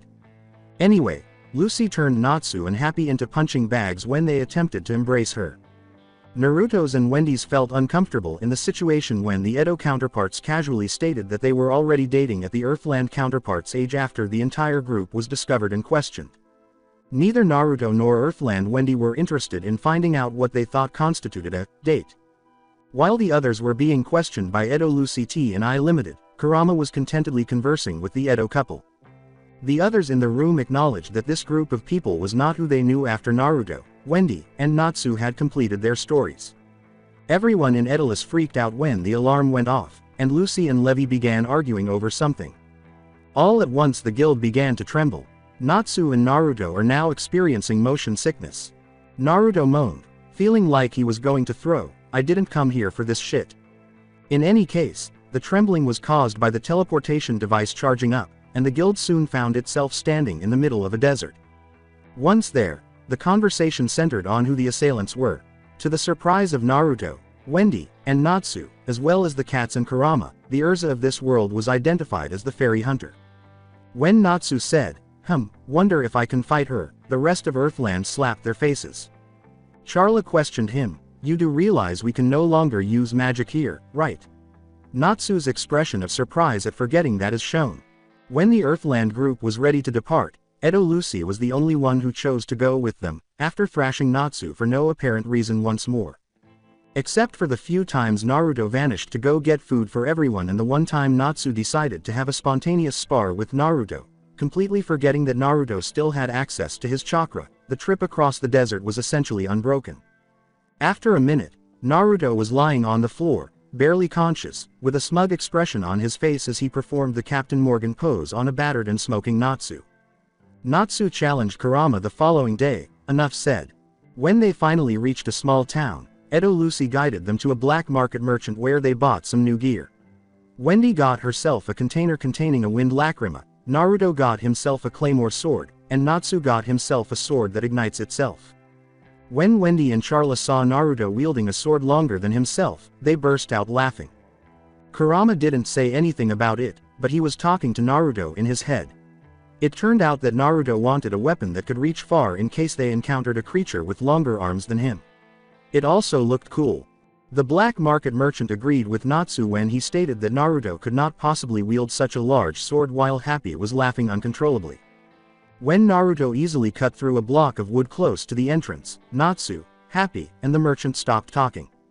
Me likey, he exclaimed, giving a satisfied nod.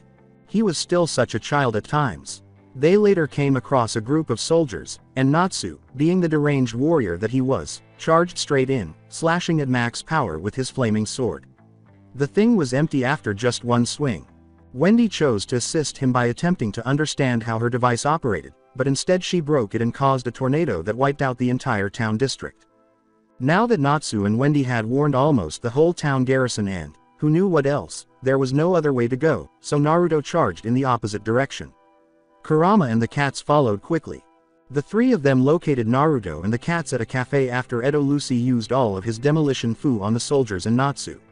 Later on, they discovered that Naruto had stolen money from a businessman who had mistreated some homeless children. Additionally, Edolas' bone-cracking punishment was only spared Naruto because he used the puppy eyes jutsu on her. However, it didn't help with Wendy, who lectured him about appropriate behavior for 10 minutes and kept his focus on her by slapping him whenever he became bored. Later, when they returned to Earthland, she informed him that she would be punishing him by denying him his daily ramen for a week. Kurama would get a good night's sleep for centuries from the horrified expression on Naruto's face. They then proceeded to avoid more patrols until they heard a voice they recognized calling out. They caught a glimpse of a familiar mop of blonde hair being harassed by soldiers as they peered over a wall. They all cried out, Lucy. Edolas cried out, me. I was screaming something like, screw this. Without listening to her friend's cry that magic was useless, Lucy pulled out a key and called forth Ares, who immediately transported the soldiers to a fluffy heaven with no casualties. Lucy reflected on how many times she had tried this strategy on guards during missions and asked herself, why doesn't this work on our soldiers back home? Lucy. She heard her name called out abruptly. She looked up to see Natsu, Wendy, Naruto, the cats, and Kurama coming toward her, then. She cried out, me. When she noticed her Edolas had doubled. Having said the same damn thing earlier, Edolas said, welcome to my world, bitch. And I am guessing this is your Lucy. The three dragon slayers, 2 cats, 1 Biju, and Edolas heard Earthland Lucis account of how she got here after they were informed of what had happened to them. After meeting Mistogen, who sent her here with little explanation, she apparently escaped Anima thanks to her talking grandfather clock. Natsu, being the idiot that he was unable to tell the difference between the 3 Lucys in the room when Edolas was introduced to Gemini.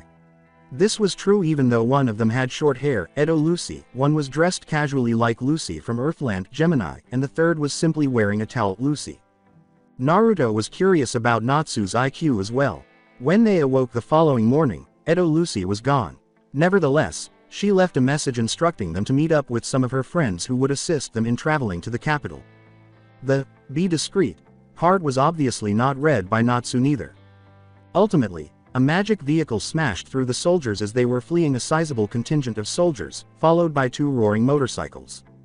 The door of the car opened, revealing a smiling Natsu. Additionally, Edo Wendy and Edo Naruto were riding motorcycles, respectively. While the others pushed Natsu into the car and then climbed in themselves, the latter two grabbed their Earthland counterparts. The three Seacles roared away from the army, leaving them to taste dust. While Wendy was enjoying the wind in her hair, Naruto and Natsu were obviously screwed right away. Edo Wendy was yelling, "Yahoo!" whenever she hit a bump in the road, giving the motorcycle some airtime, while Edo Natsu and Edo Naruto laughed and referred to their counterparts as weak. After the three cars came to a stop a few miles outside the capital, a resurrected Natsu pulled his Edo counterpart out of the car, only to find Edo Natsu completely sulky. Wendy was standing next to Naruto, patting his back while he puked in a nearby bush. On the way back, the road rage driver and biker couple met Edo Lucy, who greeted Edo Natsu with a few high-damage wrestling moves, including a German suplex, because he had left her the last time they saw each other after she asked for a small favor. In any case, Urza's counterpart captured Natsu, Lucy, Wendy, Happy, and Charla while they were sneaking into the city through some catacombs. After blending into the shadows to evade capture at first, Naruto and Kurama followed the group covertly, until Edo Urza detected him. She gave them both a knock. Additionally, Blondie was sent to a separate cell where she made her grievances very well known, while Charla, Happy, and Kurama were sent to Skypia, the land of the Exceeds. One of the three Dragon Slayers, who was knocked out cold, was placed in a special cell. After being relieved, the soldiers who were protecting her submitted their resignations, claiming that they had not enlisted for this nonsense. In the meantime, Charla, Happy, and Kurama created a commotion in the Exceed capital, and the Royal Kitten Guard, led, to their dismay, by Ichia's equally perfume-obsessed counterpart, Nichia, was pursuing them. That thing was the only reason Kurama didn't go all nine-tailed mode on his ass. Furthermore, he didn't want to demolish the Exceed city over a single unsettling sight. In any event, the three found themselves in hiding with a farmer and his wife, both of whom had noteworthy personalities. When he and Happy tilled the fields, chopped wood, and tended to the lawn in a competition, Kurama saw Lucky, as he was known, as an angry drill sergeant who at least had a competitive streak. In addition to ending at the same moment, the two of them, for some reason, mirrored each other's reactions. As she watched the two engage, Charla found herself thinking about her time with Wendy, Naruto, and Kurama. She was definitely closest to Wendy of the three of them. Edo Urza and Happy were understandably shocked when she revealed that she, Charla, had performed her role in the Dragonslayer extermination project flawlessly.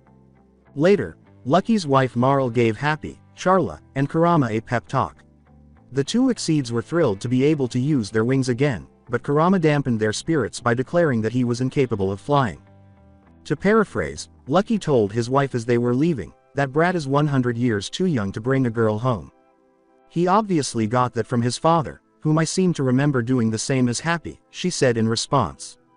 He replied gravely, quote, "I wasn't that bad, was I?"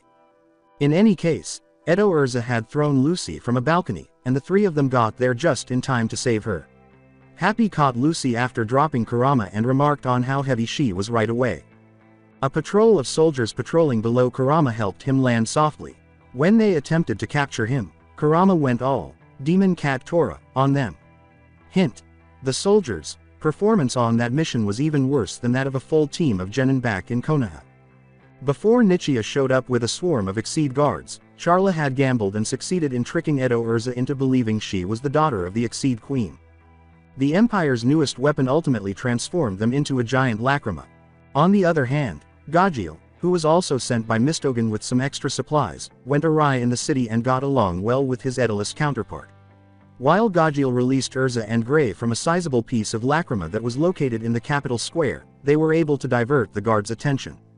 To put it briefly, the Empire was furious, so Gajil decided to cause a distraction, or, as he puts it, have fun. After eating some iron, cleaning the floor with the troops, meeting Edo Gajil, eating some more iron, and giving Urza and Gray some medicine. The troops had plenty of iron armor, which was fortunate for him. He called it fast food.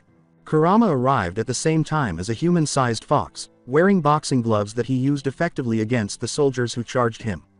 Meanwhile, Gray and Urza went to free everyone else, arriving just in time to prevent Edo Urza from skewering Lucy. The poor sods had no idea what had happened to them. As Urza and Gray engaged in combat, Kurama continued to poke whoever remained after Gray froze the guards and walked past his icy handiwork.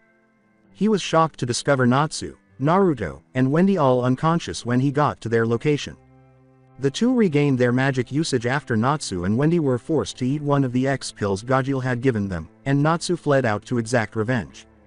In the meantime, Lucy and Gray attempted to give Naruto a pill, but he did not respond. At least until Wendy mentioned that there was ramen. Shortly after, Natsu came back, yelling that two Urzas were fighting and that it was the end of the world. It was then that he realized Gray was also present in the room. Together, Naruto and Wendy delivered a double critical blow to Gray's pride with the words, "Huh. Wow, it's true, Gray is here." Lucy told Naruto, Wendy, and Natsu what had happened to her and what she had discovered from Gray and Urza as Gray gradually disappeared. Then, Happy and Charla rushed in, only to collide with Natsu, who was running out the door at the same moment.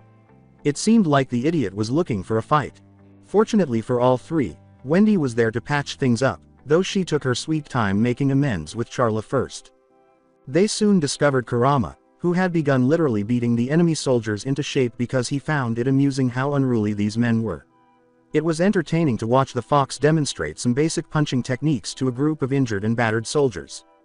Contrary to everyone else's expectations, Naruto did what he does best and joined in. Wendy found it amusing that neither Naruto nor Kurama appeared to be paying much attention to the poor people they were thrashing around there. Instead, they were discussing other topics, like how Naruto could get better at hand-to-hand combat. Until Kurama inquired about Naruto's thoughts on Wendy. Naruto replied, "Wendy-chan. She is my best friend." Charla, Lucy, and Gray flinched away from the friend zoning. They were unaware, but Kurama was aware, that Naruto considered her more than just a friend, but he was too afraid to express his feelings or act on them. However, Wendy felt as if she had been struck by lightning because she thought their feelings weren't reciprocated. Charla wanted to add 6 more whiskers to Naruto's cheeks after she got over her shock. At best, the following few hours were chaotic. Charla and Wendy went to Extalia to alert the Exceeds to the impending danger. Naruto and Kurama went around creating a distraction, and Natsu, Lucy, and Gray went to explore the castle and pick a fight. In order to transform that enormous Lacrima back into a fairy tale mage, Happy set out to find Gajil. In essence, Natsu's team arrived at a theme park. When Gray attracted the attention of one of the Imperial generals, dressed in a pink suit, and began babbling something that made Gray think of Ichiya and Juvia, that is, Juvia with a hormone overdose, Lucy and Natsu were separated from Gray. He obviously made a quick retreat, with the night trailing behind him. After being sent through hell, Natsu and Lucy were abruptly thrust into a monster school, where Lucy ended up in a clothes booth. Naturally, Natsu had to turn the dials. Don't worry, Lucy thoroughly enjoyed her retribution. When the other knight finally located them, he apparently fell silent when he saw Lucy dressed like a dancer. Then, he took control of the monsters and attacked her. Lucy ran while yelling at the top of her lungs. While this was going on, Natsu faced a giant replica of the Frankenstein monster, grilling him medium to well done. When the monster punched him into the ground, Natsu simply said, "Ouch." He then proceeded to punch the living daylights out of the night, aka fairy tale style. Repay 100 times over. Unaware that she had lost her pursuit, Lucy went back in time and encountered a different girl with a large key who was also being pursued by a knight. One thing led to another, and Lucy found herself up against a giant creature that resembled an octopus. Using a new whip that Virgo had given her, for dubious reasons, according to some of Virgo's explanations, i.e. punishment, she was able to avoid all of the tentacles and even tie them into a large knot. The enormous monster was then unintentionally roasted by Natsu. Well done. Alongside Kurama and Team Naruto, Kurama chose to lend the two a little assistance because he was still feeling bad about what he had Naruto say in front of Wendy. "Naruto, Yeah, Kurama, Naruto asked, glancing at his friend as he used his claymore to swipe at a group of soldiers. Kurama questioned, do you really only see Wendy-chan as a friend? Wondering what he meant, Naruto flushed when he mentioned his secret crush. He said, yeah. Why do you ask? Casually backhanding a poor soldier into a group of reinforcements, Kurama said, "'Cause you ruined her mood when you said that." The bowling ball was thrown by an off-duty guard in the adjacent room, and as he watched it skew towards the gutter, something crashed through the wall and struck the pins. Strike, he yelled, striking a victory pose. Naruto asked, what do you mean I ruined her mood? But Kurama slapped him over the head with a tail or nine. Kurama told him, you are still an idiot. Now that they had eliminated every soldier in the region, the two were at a loss for what to do. In the meantime, with Happy literally followed the trail of unconscious bodies and iron scraps left by the Iron Dragon Slayer to find Gajil in the streets surrounding the palace. Happy lifted him after giving him a brief pep talk and remarked that despite eating iron, he was lighter than Lucy. Lucy sneezed and took off at maximum speed in the direction of the floating island of Lacrima. Gajil then developed motion sickness. An unfortunate patrol was attacked by iron and stomach acid fragments down below. Alongside Charla and Wendy, while mentally pledging to add to Naruto's whiskers, especially where the light does not shine, Charla spent the majority of the flight encouraging Wendy. Additionally, because Charla never developed Happy's high-speed capabilities, the flight lasted roughly 30 minutes. Hell broke loose when they got there. In other words, the majority of the cats, if not all of them, were hurling stones at them. Until a black cat with an excessively long head got in the way. For the next hour or so, Wendy worked to persuade the Exceed of the impending danger. Natsu and company are back. As Lucy was being freed from a trap spell cast by the young girl she had previously saved, who was complaining that her breasts were too large, Natsu and Gray, assisted by Urza, used Plan D for dupe the dolts. To put it briefly, they pretended to be Urza Nightwalker's prisoners, but in reality, they were Urza Scarlet. They captured the king and had the Dragon Skull cannon thing-a-magic pointed at Lacrima Island because it was powered by Dragon Slayer magic. However, Urza's counterparts showed up and resumed their previous battle, freed the king, reset the cannon, anchored the head in the Exceed Island, and started dragging the island in the direction of Lacrima Island.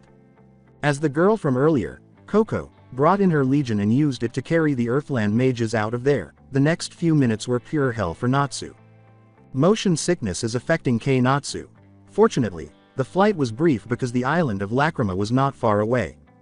Returning with Kurama and Naruto, with the intention of taking a short break before continuing on their quest to locate their companions, the ex-shinobi and his animal companion left the capital city and headed for some nearby ruins.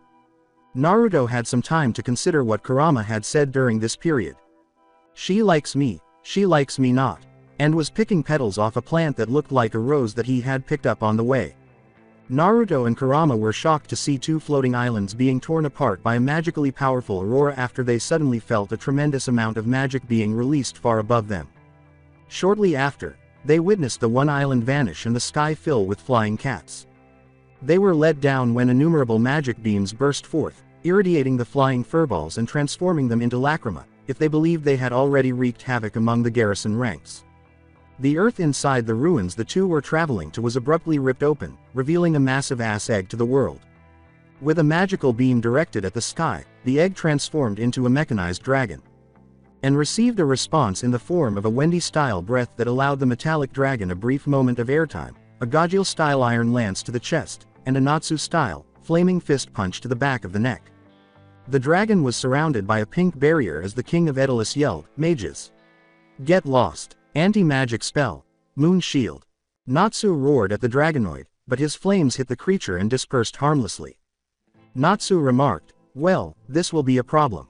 Naruto is back." When Naruto saw the barrier, his stomach rumbled. Fire dragons, sky dragons, iron dragons roar, was the collective roar of the three dragon slayers. Their combined magic attacks smashed into the barrier, but it dissipated without causing any harm. Faust I, the king of Edolas, laughed. "Oh, please, do continue. There is no spell that can destroy this barrier. Do you think that you feeble little fireworks will swallow?" Crunch crunch crunch. The king and the three dragon slayers were startled by the sound and turned to face the side from which it came. When they saw Naruto there, chowing down on the barrier, stopping briefly to belch, then continuing to eat and lick his chops. Wendy, Natsu, and even Gajil grinned broadly.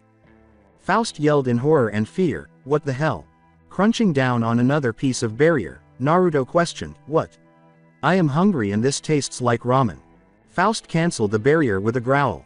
When the magic cannon in the dragonoid's mouth started to charge, he said, "Fine, I'll just kill you alongside those other three." Dragon Thing and Dragon Slayer were still engaged in combat. There was another battle going on nearby. Carla, Happy, Lucy, and Gray, well, more accurately, Happy and Charla were playing a game of lethal dodgeball while Lucy and Gray were fighting. After Charla was struck by a fortunate shot, it appeared for a brief moment that the mages would be overrun when a massive tree appeared out of the ground, trapping the legions the Empire had brought. It turned out that the tree was the Guildhall of Edolas fairy tale, who had decided to join in after hearing Edolus's motivational speech. In the exact opposite sense of the meaning, Edo Gray and Gray met and clicked. While Edo Gray instructed him to put something on, Gray instructed him to remove some clothing. After meeting Edo Juvia, Gray kind of liked this version because she didn't make an effort to flirt with him. However, when he acted like Juvia toward Edo Juvia, Edo Gray had to control himself to avoid freezing his Edolas counterpart in an ice cube. Then Edo Wendy and Edo Naruto showed up to keep the cats safe.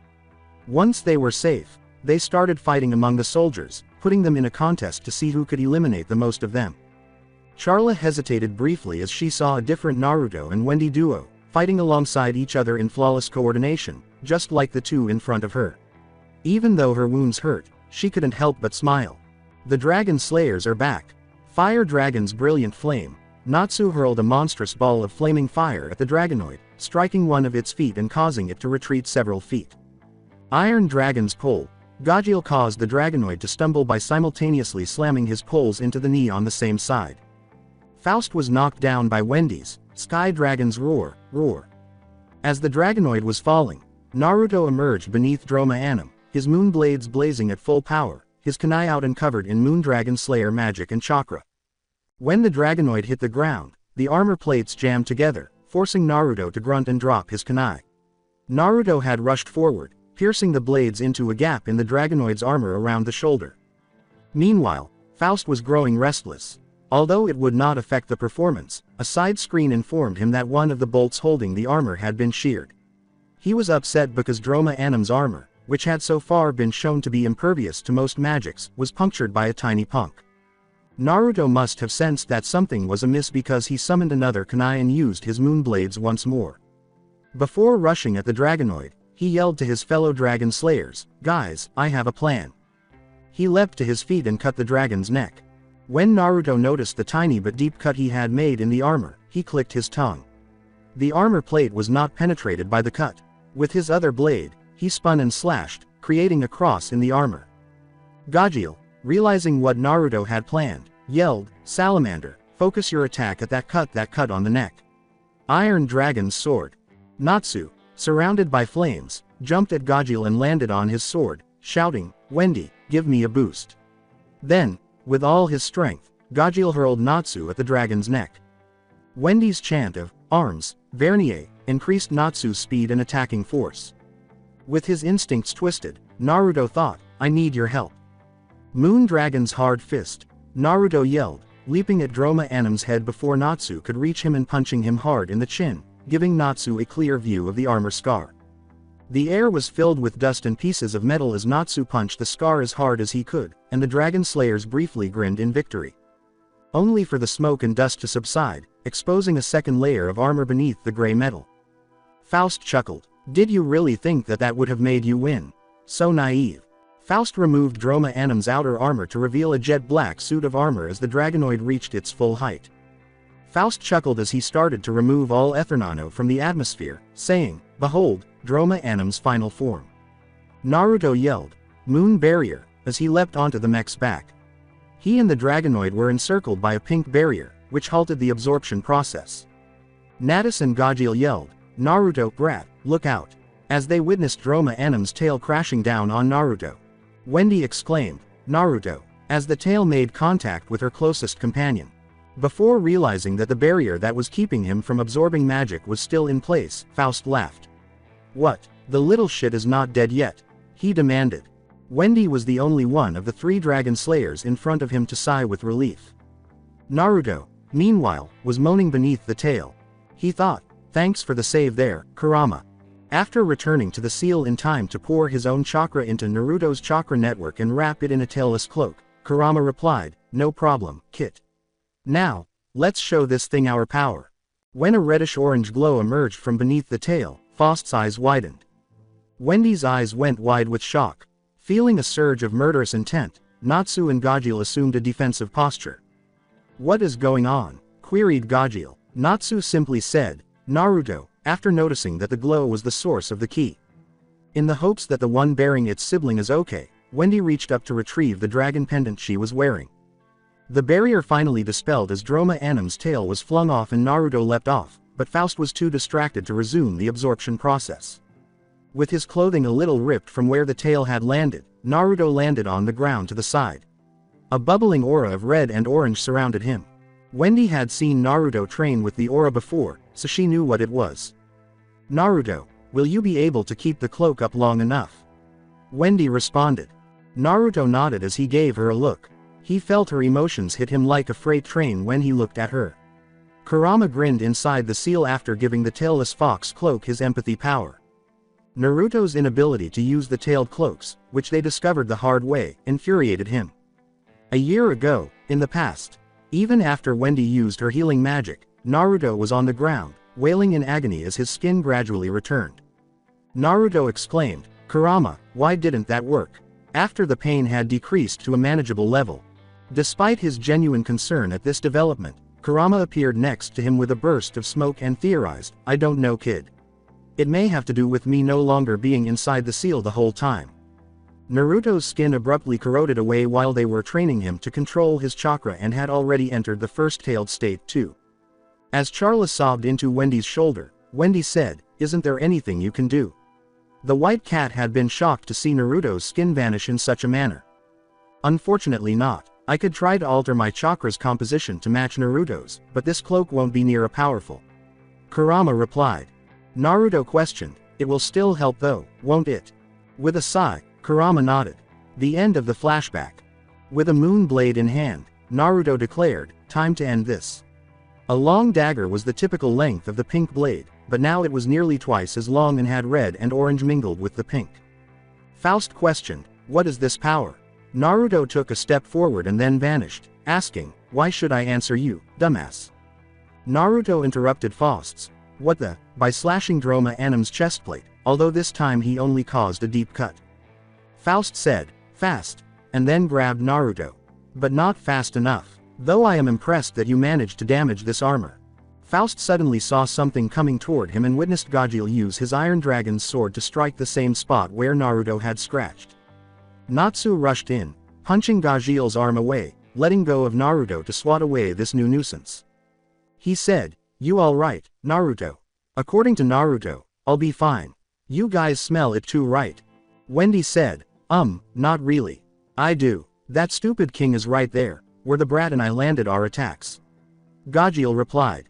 Natsu remarked, I just smelled something crappy there. Naturally, this infuriated Faust, who abruptly turned up the magic absorption feature to full power. Third-person point of view. Everyone in the area saw it. The weapons of the Edolas fairy tale members and the Imperial soldiers ceased to function, and the Exceeds who had not been transformed into Lacrima experienced the loss of their magic. Gray and Lucy also experienced the gradual depletion of their magic, while the Ethernano in the atmosphere was rapidly vanishing. However, none of them experienced the draining effect to the same extent as the 4 Dragon Slayers. As Faust watched Naruto and Wendy fall to their knees, Gajeel and Natsu followed shortly after. He laughed. He continued to laugh, but was taken aback when Naruto slashed Droma Anim's chestplate once more, this time a little deeper. See how weak you are without your magic. With his blade no longer glowing pink but now entirely orange-red, he grinned and said, seems like that draining ability also drains whatever is giving the armor its strength. Faust yelled, why you, before snatching Naruto and throwing him to the ground close to Natsu. He yelled, die already, as he was about to tread on Naruto, whose cloak was fluttering in and out of consciousness. Wendy exclaimed, Naruto, but Natsu was able to stop the enormous foot. The next section, Natsu's speech, and the scenes where Natsu, Gajeel, and Wendy destroy Droma Anima and Faust is terrified to death are all in canon. Craning his neck, Naruto saw Droma Anima collapse with a huge hole in its chest, and he moaned. He said, "Well done guys. As Gajeel put it, we couldn't have done it without you, brat." He extended his hand to help Naruto up, and Naruto accepted it without giving it much thought. "You weakened the armor enough for us to defeat him." Wendy, weeping with relief, came up beside Naruto and gave him a hug. Naruto rubbed Wendy's back and said, "Oh, hey Wendy." He nuzzled her cheek and said, "I apologize for worrying you." Through her tears, Wendy said, "You big dummy. What would you have done if that hadn't worked? Or if Natsu-san hadn't been there?" Not really knowing how to respond to that, Naruto laughed clumsily. Watching these two interact made Gajeel and even Natsu feel like they were third and fourth wheels at the moment. Anyway, Gajeel interrupted Naruto and Wendy's moment by coughing into his hand. He gestured to Faust and asked, "What do we do with him?" Natsu replied, "We'll think of something." At that moment, an Anima formed directly above a huge multicolored pillar of magic that erupted into the sky. Aside from one item, the remainder of the Edolas story is essentially canon. Later, in Edolas capital, having witnessed Naruto easily frighten another boy, Wendy was doing her best to do the same to a young boy, but with little to no success. Wendy mumbled a quick, "I am sorry," to the boy after he suddenly got scared and fled, believing her trick had worked. Although he felt sorry for her for not being able to fully embody the role of being evil and frightening, she failed to notice Gajeel behind her, who had put on a scary face to assist the Bluenet. However, after witnessing the stunt, Naruto said in a whisper into Gajeel's ear, "I think the two of us need to work overtime for her." Gajeel gave a nod of agreement. After this, everything is canon once more, including Edo Fairy Tail bidding Fairy Tail farewell in Natsu's battle with Mistogen, Edo Jello. 3. Earthland, close to Magnolia. As they gazed up at the sky, Naruto and Wendy felt the rain falling on them, as if it were relieving the tension of the previous few days. They both thought the same thing, and a smile spread across their faces. "I'm at home." Team Natsu, Wendy, and Naruto spent some time in the guild building after returning to Earthland. By this, we mean that Natsu, Gray, and Gajeel were engaged in the customary celebration brawl, while Urza was engrossed in her own world with a piece of strawberry cake, until Natsu and Gray destroyed it, that is, she joined the brawl. While Charla sipped her tea and watched Mirajan and Elfman catch up with Lysina, she watched Panther Lily retract his statement that, quote, "I have extensive military training. I am the strongest companion to the Dragon Slayers in this guild." With boxing gloves on, Kurama just transformed into a two-tailed fox and started boxing Lily. Kurama does not count, Gajeel simply sneered. He then reworded the previous statement to read, "I am the strongest feline companion to the Dragon Slayers." Happy then proceeded to beat the living daylights out of Lily with a fish after playing a piece of music that sounded a lot like thunder. Then, the Blue Exceed questioned whether Charla was observing him. With a cup of tea in hand and no Happy pestering her, Charla sighed contentedly, "Ah, life's good." Events were unfolding exactly as she had predicted. Naruto and Wendy simply needed more time together, whatever that meant. The following day, Charla inquired, "Where are Naruto and Wendy?" Standing in front of the mission board, Nab remarked, "Took a mission together. They took the job from that rich family in Daffodil 1. "You mean the one where they need to protect that little spoiled and rich shit of a 15-year-old son?" Gray exclaimed. "He insulted not only me, but also my teacher and the guild." Natsu remarked, "When I met him, I declined the request. He demanded that I teach him everything I know as well as sell Happy to him." Urza's anger rolled off her like black miasma as she said, "When I went there, he demanded I make him a man." Mira remarked, "He wanted to do more than that to me." Urza was furious, if she was angry at all. In fact, she transformed into her Cetri form and began to release the magic power. Mirajan didn't notice, but the entire bar was immediately free of mages. With a sigh, Nab turned to the audience and said, "They didn't take that mission. This one involves the entire family who are traveling to Anemone to visit their relatives there." Everyone instantly became more relaxed. In contrast to other nobles, the parents were respectable by all measures, even though the son was spoiled to death. With Wendy and Naruto, meanwhile, were unsure if they should love or hate their jobs. Naruto and Wendy politely declined the adults. offer of a ride in their carriage, even though they were kind enough to do so. The main reason for this was not Naruto's motion sickness, but rather their 15-year-old son, who was staring at Wendy with a clear intention that was obvious to both Naruto and Wendy. They could literally smell the hormones evaporating from his body like ocean tides. But in contrast to the son, the daughter was, to put it mildly, a child, roughly the same age as Naruto and Wendy. She was initially perceived by Naruto and Wendy as being lively, playful, and fond of pulling practical jokes. She got along well with the Dragon Slayers, which meant that she and Wendy enjoyed playing games together, and she and Naruto were engaged in a mild game of prank war, much to the amusement of the parents. With the exception of Naruto continuously preventing the nobles' son from grabbing Wendy, at one point even partially drawing his knives before the brat gave up the attempt, the first 2 days of the journey went fairly smoothly. Things began to worsen on the third day. The weather deteriorated, rain started to fall, and the mud caused them to slow down. Naruto moaned, "Why does Anemone not have a train station?" When the rain began to fall, the nobles had practically demanded that they board the carriage with them, and Naruto was remorseful for every moment of it. A train line is being built, however, because of the terrain and wild animals have rendered construction slow going. The individual replied. When Naruto said, "Where is Natsu when you need him?" the carriage abruptly stopped, and armed men flung open the doors and seized the mages and nobles. After one of the highwaymen put a knife to the noble daughter's throat and ordered her to stop using her magic, Wendy reluctantly stopped using it. Naruto and Wendy were bound and dragged away as one of the highwaymen commanded, "Take them back to camp." Afterwards, when the highwaymen reached their camp, one of them said, "Hey, boss, what will we do with the 2 brats?" The leader called, "For now, throw them in with the brat and her pest. I need to write up that ransom note for this haul." As Naruto was flung roughly into a cage beside Wendy, he suppressed a growl. They turned to see a girl with mint hair approaching them while a huge bug flew beside her. "Are you guys alright?" they asked. However, Naruto's eyes widened at the sensation he got from both of them. Naruto said, "We will be soon. Can you untie us?" Name's Naruto, by the way. That's my best friend and partner, Wendy. As she started to tie the knots, the girl said, "Fu. This is Chome. Sorry, but I am no good with knots." Fu cocked an eye as Naruto muttered, "Just drag me over to Wendy, so I can bite through her bonds." Following their own, unbiting, or untying. As Wendy attempted to heal her wounds, Naruto surveyed the cage and discovered that her magic had been significantly weakened. She informed him, "Naruto-kun, I can't use my magic properly." Naruto replied, "Yeah, and I think I know why," but Chome interrupted.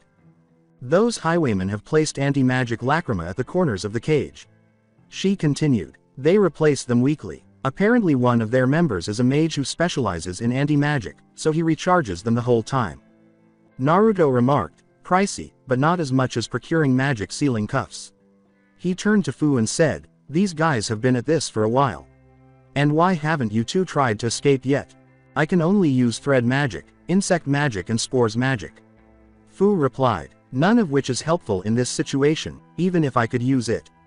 Naruto glanced around and saw that no thugs were in the area. "What about your chakra?" He and Wendy witnessed Chome and Fu wince at his final statement. Fu hissed, "How do you know about that? I thought that me and Chome were the only ones capable of it here." Wendy said, "Chome, you are a Biju, right?" She simply had to inquire since she could smell Kurama's scent in the insect. Chome reluctantly gave a nod. A pair of thugs showed up and took a seat with their backs to the cage before Naruto could ask any more questions. Naruto nodded while glancing at Wendy. They both gestured to Chome and Fu to shuffle. After a long time, another thug ran up and made a shrill whistling sound. "Hey, the boss is calling. We are raiding the nearby village for provisions." One of the thugs got up and stretched, saying, "About time. We were about to run out of booze." Naruto sighed and turned back to Fu and Chome after the 3 thugs had left. He said, "Sorry for the aggressive questions earlier." Wendy then said the same. "Kurama explained the situation with you guys to us long ago." Chome inquired, "You know Kurama-Nisan?" This indicates that these 2 call Konoha home. Naruto gave Wendy a warm smile, which she returned with a slight flush.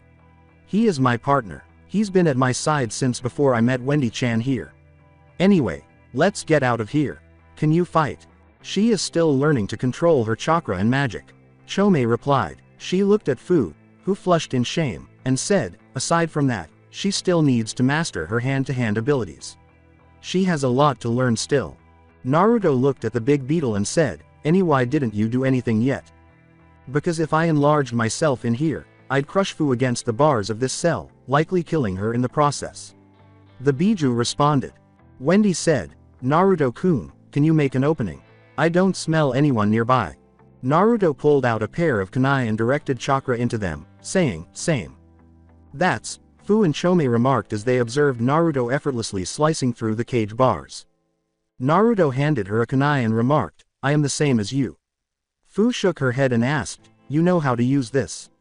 With a sigh, Naruto put the kunai in his pocket. Chome deadpanned, as I said, she has a lot to learn still. Anyway, what are you going to do now? Naruto stated, Wendy-chan and I need to save our clients. I don't smell anyone nearby, so you two should be able to make your escape. Just as the two dragon slayers were ready to depart, Fu said, wait, before you go, she questioned, will you be my friends? That night, the two sheepish-looking dragon slayers caught the attention of the noble family. Father asked, did you have to do that? Naruto rubbed the back of his head and remarked, we might have gone a little too far with that unison raid of ours. The battered remains of dark mages, including their leader, who lay in the center of a huge crater, the epicenter of the devastation, were strewn among the ruined remnants of a farming village behind the dragon slayers. Rewind. Fu asked, will you be my friends? After giving her a startled look, Naruto and Wendy turned to face one another. We won't mind, but why ask it as if you don't have any friends? Replied Naruto. Fu reddened. I have friends, it's just I want to make over 100 friends. She stated to them. After a brief period of silence, Wendy burst out laughing, and Naruto soon followed. Make that 98 left to go, Fu-san. Wendy smiled as she said that. Before tackling them, Fu stood there frozen in place, shedding ecstatic tears. Chome inquired, by the way, which guild are you two in? After grinning, Wendy and Naruto rolled up their arms to show off their sky blue and pink guild marks, respectively. Fairy tale. Fu and Chome uttered those words after learning from their own guild master about the extremely destructive guild that is currently regarded as the No. 1 guild in Fury, which also happened to be full of trigger-happy lunatics. Naruto and Wendy said their final goodbyes before continuing their journey deeper into the cave. Meanwhile, Fu and Chome made a beeline for the door. The line of cages that Naruto and Wendy reached was identical to the one they had been in just minutes before, but it was bigger and had some sleeping quarters for the occupants. With the exception of the cage where their clients were imprisoned, the majority of the cages were empty. With a terrified tone, they heard the son say, "Who's there? Please help us." After drawing one of his knives and directing chakra once more into them, Naruto said, "Wendy-chan, keep an eye out. Stand back." The boy's fear gave way to rage as he hissed, "What are you two doing here?" The father started to say, "Son," but was cut off. "No, they failed to protect us and we had to spend hours in this cesspool, #slap#. The person who had slapped him and forced him to stop talking was the center of attention. His sister was the one. She hissed at him, "Will you listen to yourself? Contrary to everything you have said, everything you have led us to believe about fairy tale mages, they came back for us, so be quiet, you goddamned liar." The mother started, Flora, but was interrupted by a glance from the person now known as Flora. Naruto was about to break through the final bar when he noticed a green aura surround the girl, which caused his eyes to widen. "No, mother, I have had it with his attitude towards mages in general. I don't know why it happened, but I have heard about his blacklisting. Why can't he see that mages are also people?" he said. "Her magic must have been unlocked by her emotions," he reasoned. Wendy yelled, "Naruto-kun, hurry up. I can smell someone coming." "Right," Naruto replied, breaking the final bar. He shifted the grid he had just cut out to the side with a heave. "What now?" inquired the parents. When a flawless replica of Naruto materialized, they jumped. Naruto declared, "You four will follow my clone to safety." After saying, "Wendy-chan and I need to go and save a village from these dark mages." The two mages ran off, tying up and knocking out the approaching mage en route. Afterwards, one of the highwaymen uttered, "Sir, something is wrong here." The leader remarked, "I know, there are no people here." Before being overrun by dozens of Naruto clones, which rendered the majority of the highwaymen and dark mages unconscious, they heard a voice say, "That is because they already evacuated." The majority of the clones were destroyed by the leader's spell, while the remaining mages dispelled the others. He snarled, "You, how did you escape that cage?" From around a corner, Naruto and Wendy emerged. "You really should have checked the cages for shoddy workmanship," Naruto replied. Wendy remarked, "And you underestimated us." As they both stood. "Get them!" exclaimed the leader. Naruto held out a hand and yelled, "Wendy-chan." Wendy put her hand in his and said, "Hi." They yelled, "Unison Raid." Heaven Dragon's wing attack, and launched a barrage of blue, white, and pink attacks that eliminated all but the leader of the remaining mages. "You," he shook in rage and stammered. "How dare you make a mockery out of me? Don't you know who I am? I am Arcturus Boxer, a dark mage with a 50,000 jewel bounty on my head." In perfect deadpan harmony, Wendy and Naruto uttered, "Never heard of you." 50,000 PFT. That is less than what they would typically be paid for the quests they used to complete when they were in Cate Shelter. "Wah," someone interrupted Arcturus. "Maybe my name will become better known when I slaughter all the inhabitants of this village when they reappear." Wendy's and Naruto's hair obscured their faces as they gazed down. "You want to?" As both Naruto and Wendy called forth their magic, Wendy concluded Naruto's sentence, "Do what?" Using his own magic, Arcturus yelled, "You heard me." A reddish-green aura appeared around him. Sky and Moon Dragonslayer secret combo technique, Heaven's Charm. Upon witnessing what the two children in front of him were imagining, his confidence swiftly evaporated. Sweating, he said, "Can we talk about this?" Naruto and Wendy yelled, "Sky and Moon Dragonslaying secret combo, Heaven's Giant Rasengan," thrusting their more potent technique into the poor guy while obliterating the majority of the village. The fact that Wendy and Naruto still held hands at the end of it all went unnoticed. The end of the flashback. Fu and Chome simply stood on a hill across from the now demolished village, watching in awe. Chome inquired, "And you wanted those two as friends? Shouldn't you be more careful about who you want as friends?" Disgusted, Fu told her, Shut it, Chome. How was I supposed to know that they would be that powerful and destructive?" Chome simply shook her head before snatching Fu and taking off. The wind increased as they took off, exposing their backs and the guild mark inked there. It was Lamia Scales' property. Red-faced and avoiding eye contact, Naruto and Wendy made their way back to the guild. Why? Because the noble family's daughter, Flora, whom they were guarding, officially defeated Naruto in the prank war. How? Because she put on an evil smile after noticing that they were still holding hands. A brief flashback. She questioned the two dragon slayers, "So, how long are you going to do that?" Wendy and Naruto turned their heads slightly, unsure of what she was talking about. Flora's brother grinned and said, "Oh, this will get ugly," while the parents concealed their own smirks because. Flora said, "The two of you haven't noticed anything about the other yet, have you?" And then, as they looked at one another, abruptly pressed their faces together. "Just kiss already, for God's sake." Not only would this be the first time Flora played matchmaker, but it would also not be the last. With some personal experience to be had, Flora's brother would be reminded of that many years later. At least that experience would end happily for him. The end of the flashback.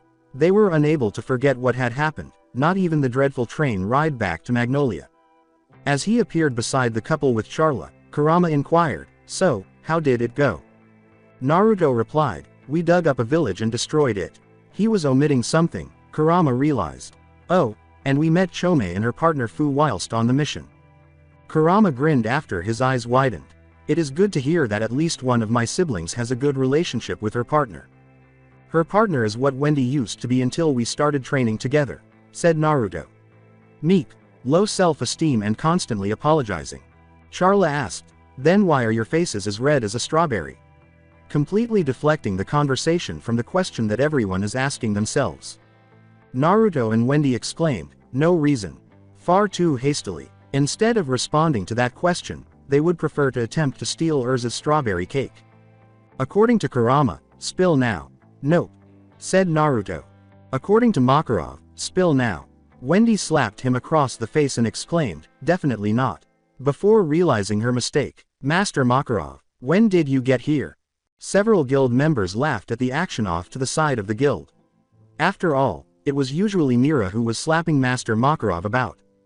Makarov rubbed his stinging cheek and said, "Just wanted to know how the mission went." He was crying artificial tears. "Did you have to slap me so hard?" Naruto replied, "We'll tell you later, Gigi," and then turned to look around. "Where is everyone? The guild is empty." When Makarov said, "Oh, right, you wouldn't know since this would be the first time you experience," Gray rushed through the door, took a request from the surprisingly empty request board, ran up to Mira, who was working the bar, informed her that he was embarking on that quest, and then fled the hallway. Something like this. Like what exactly? Wanted to know Naruto. The only time of the year where none of the brats don't cause excessive collateral damage. Makarov grinned as he said that, but that was before Natsu smashed the door with a fiery kick, took a request from the request board, ran up to Mira, got the mission approved, and then left by destroying the wall next to the door he had destroyed on his way in, Happy joyfully flying behind him. Makarov sighed in defeat. "You two will find out more later this week." Then he grinned as usual at the two dragon slayers. "Now then, back to the important topic at hand. Why were your faces to red just now?" Evening, 4 days later.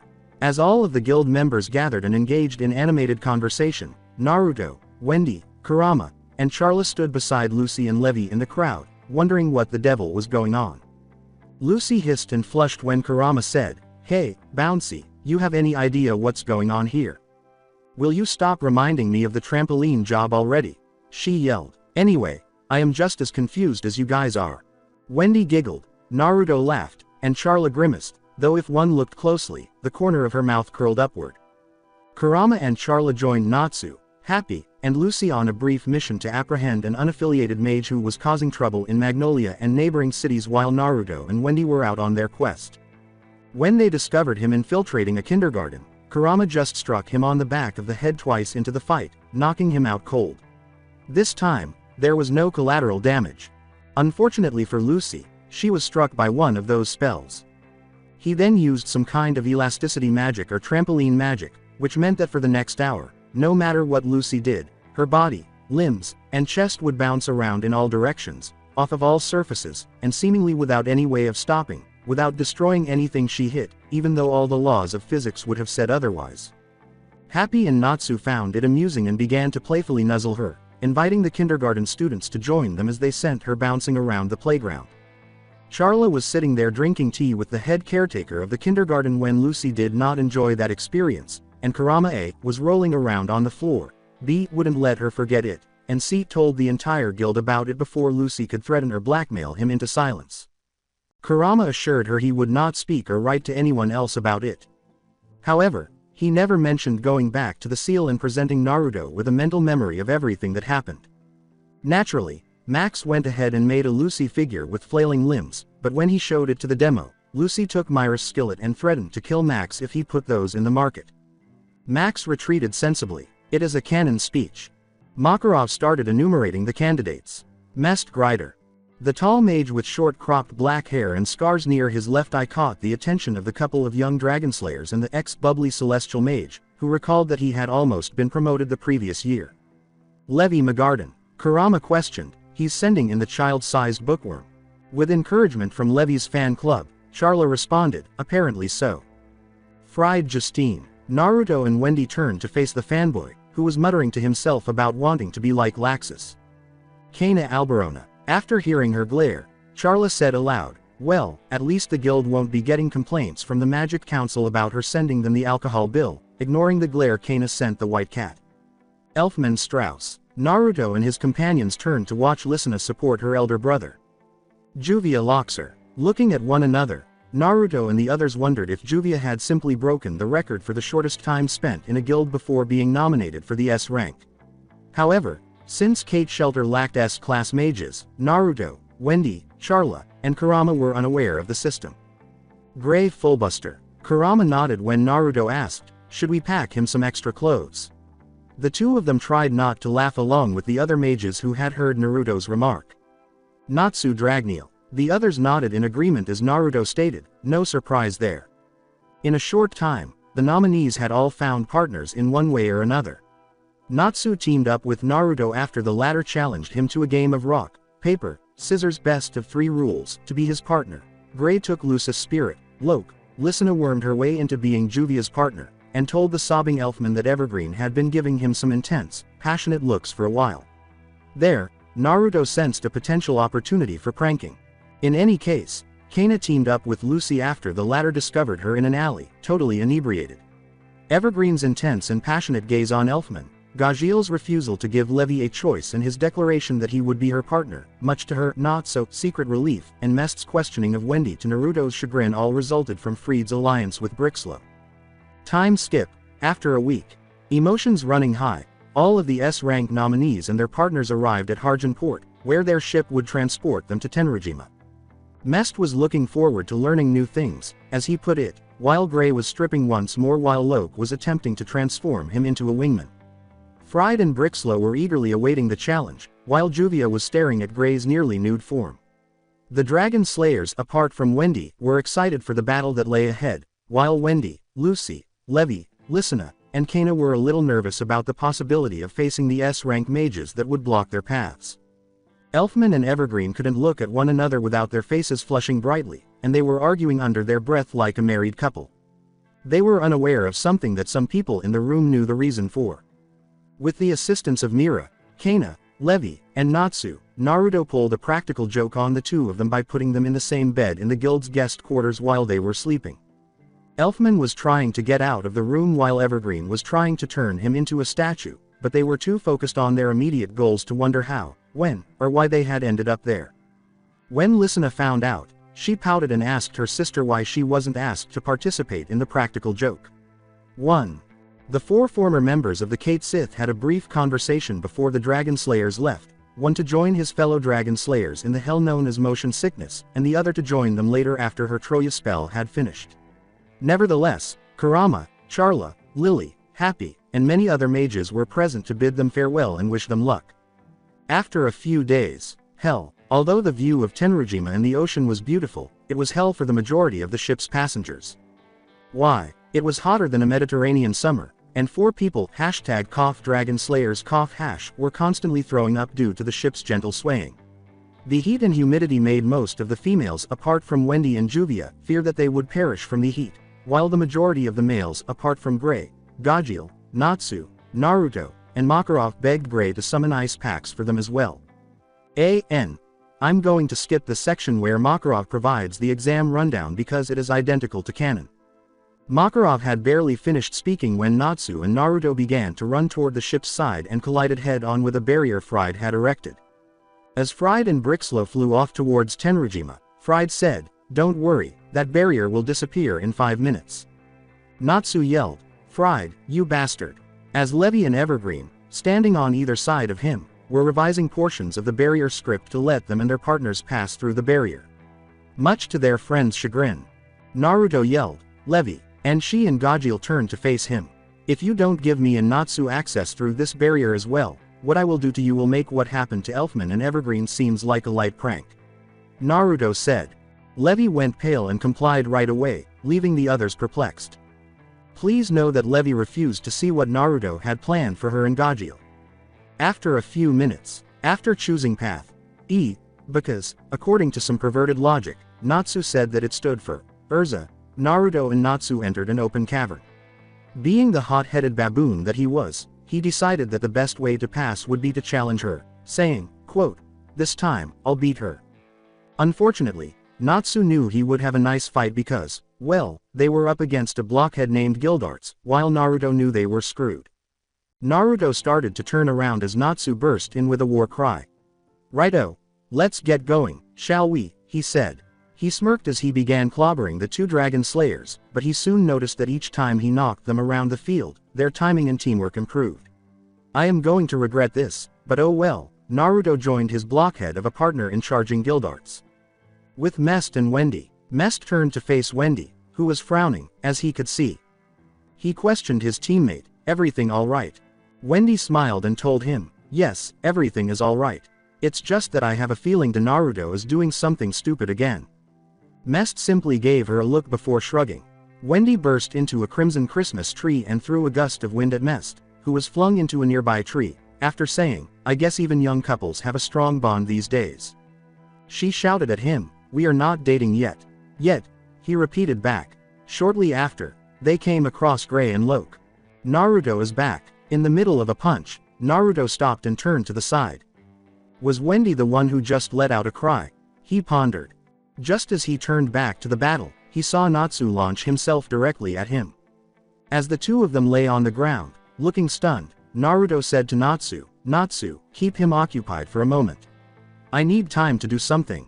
As they both got to their feet, Natsu said, "Gotcha." As he activated his magic, Naruto whispered the first few words of a chant, "Shine and light the darkness, 12 stages of the moon," and started to glow a pale pink. Meanwhile, Natsu was charging in headfirst, doing his Natsu thing. And without leaving his place, Gildarts was doing his thing and using Natsu's body to redecorate the ground. Naruto kept chanting, "Shine from the heavens, enlighten the shadows," while his teammate was repeatedly beaten by the elderly man.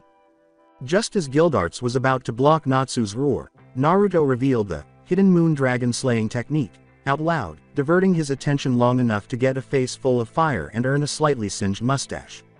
Naruto gave the final blessing of the 12 moons, and chaos erupted everywhere.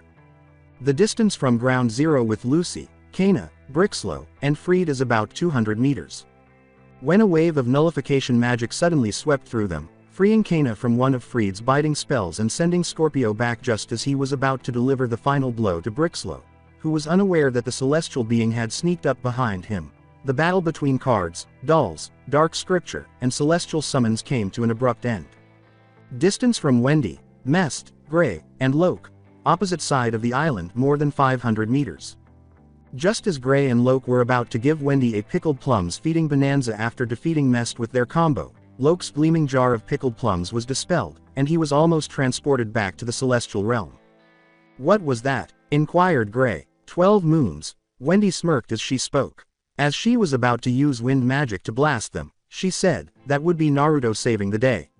However, Gray, who discovered he was unable to use his magic, shoved a pickled plum into her mouth.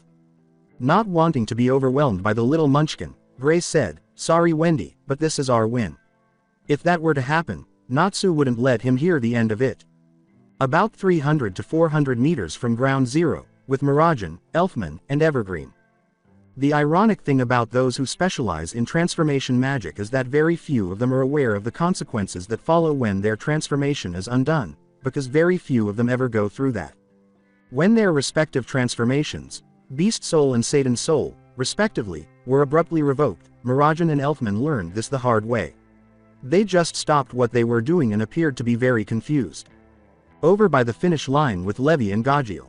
Levi and Gajiel didn't notice the wave of magic passing them because they were too preoccupied talking about some of their common interests, like strolling through flower fields or climbing mountains and watching the stars at night. Lisana, Juvia, and Urza, about 400 meters from ground zero. When a wave of magic pulsed through them, Juvia and Lisana discovered that they were unable to use their magic and that even Juvia's water body had returned to normal. Their day had gone from being unpleasant to being hilariously perplexing. However, it was Urza who suffered the most. You see, magic armor's unique selling point is found in its name, magic. One of two things should typically occur if something, such as a wave of magic nullification magic, comes into contact with the armor. Either the armor loses all of its magical properties, or the armor disintegrates due to a clash between opposing magics. For Urza, it was a combination of the two. Urza soon found herself without clothing because her Sea Empress's armor was made up of innumerable tiny scales that allowed her to move through the water like a fish, and those scales were held together by magic. Unfortunately for Juvia and Lisana, however, Urza being Urza handled this as well as one might anticipate. Juvia and Lisana shivered in terror as Urza's hair lifted up in 2 locks and, when combined with her angry aura, gave her a truly demonic appearance. "You saw nothing," Urza exclaimed, cracking her knuckles. "And just to make sure. Yes, this round would not see the 2 younger mages pass." Alongside Makarov, when the old guildmaster felt Naruto's magic wash over him, he raised an eyebrow and smiled, figuring that the contestants would find this to be an intriguing surprise challenge. Naruto is back. Natsu and Gildarts took the full force of the magic spell and were flung from their position, but as soon as they were upright again, they just began hitting each other in the face with their fists and muscles, leaving Naruto to wonder why he had agreed to Natsu's request to work with him if he was such a crazy person. I will continue the story in next part. Till then, we weeb offline.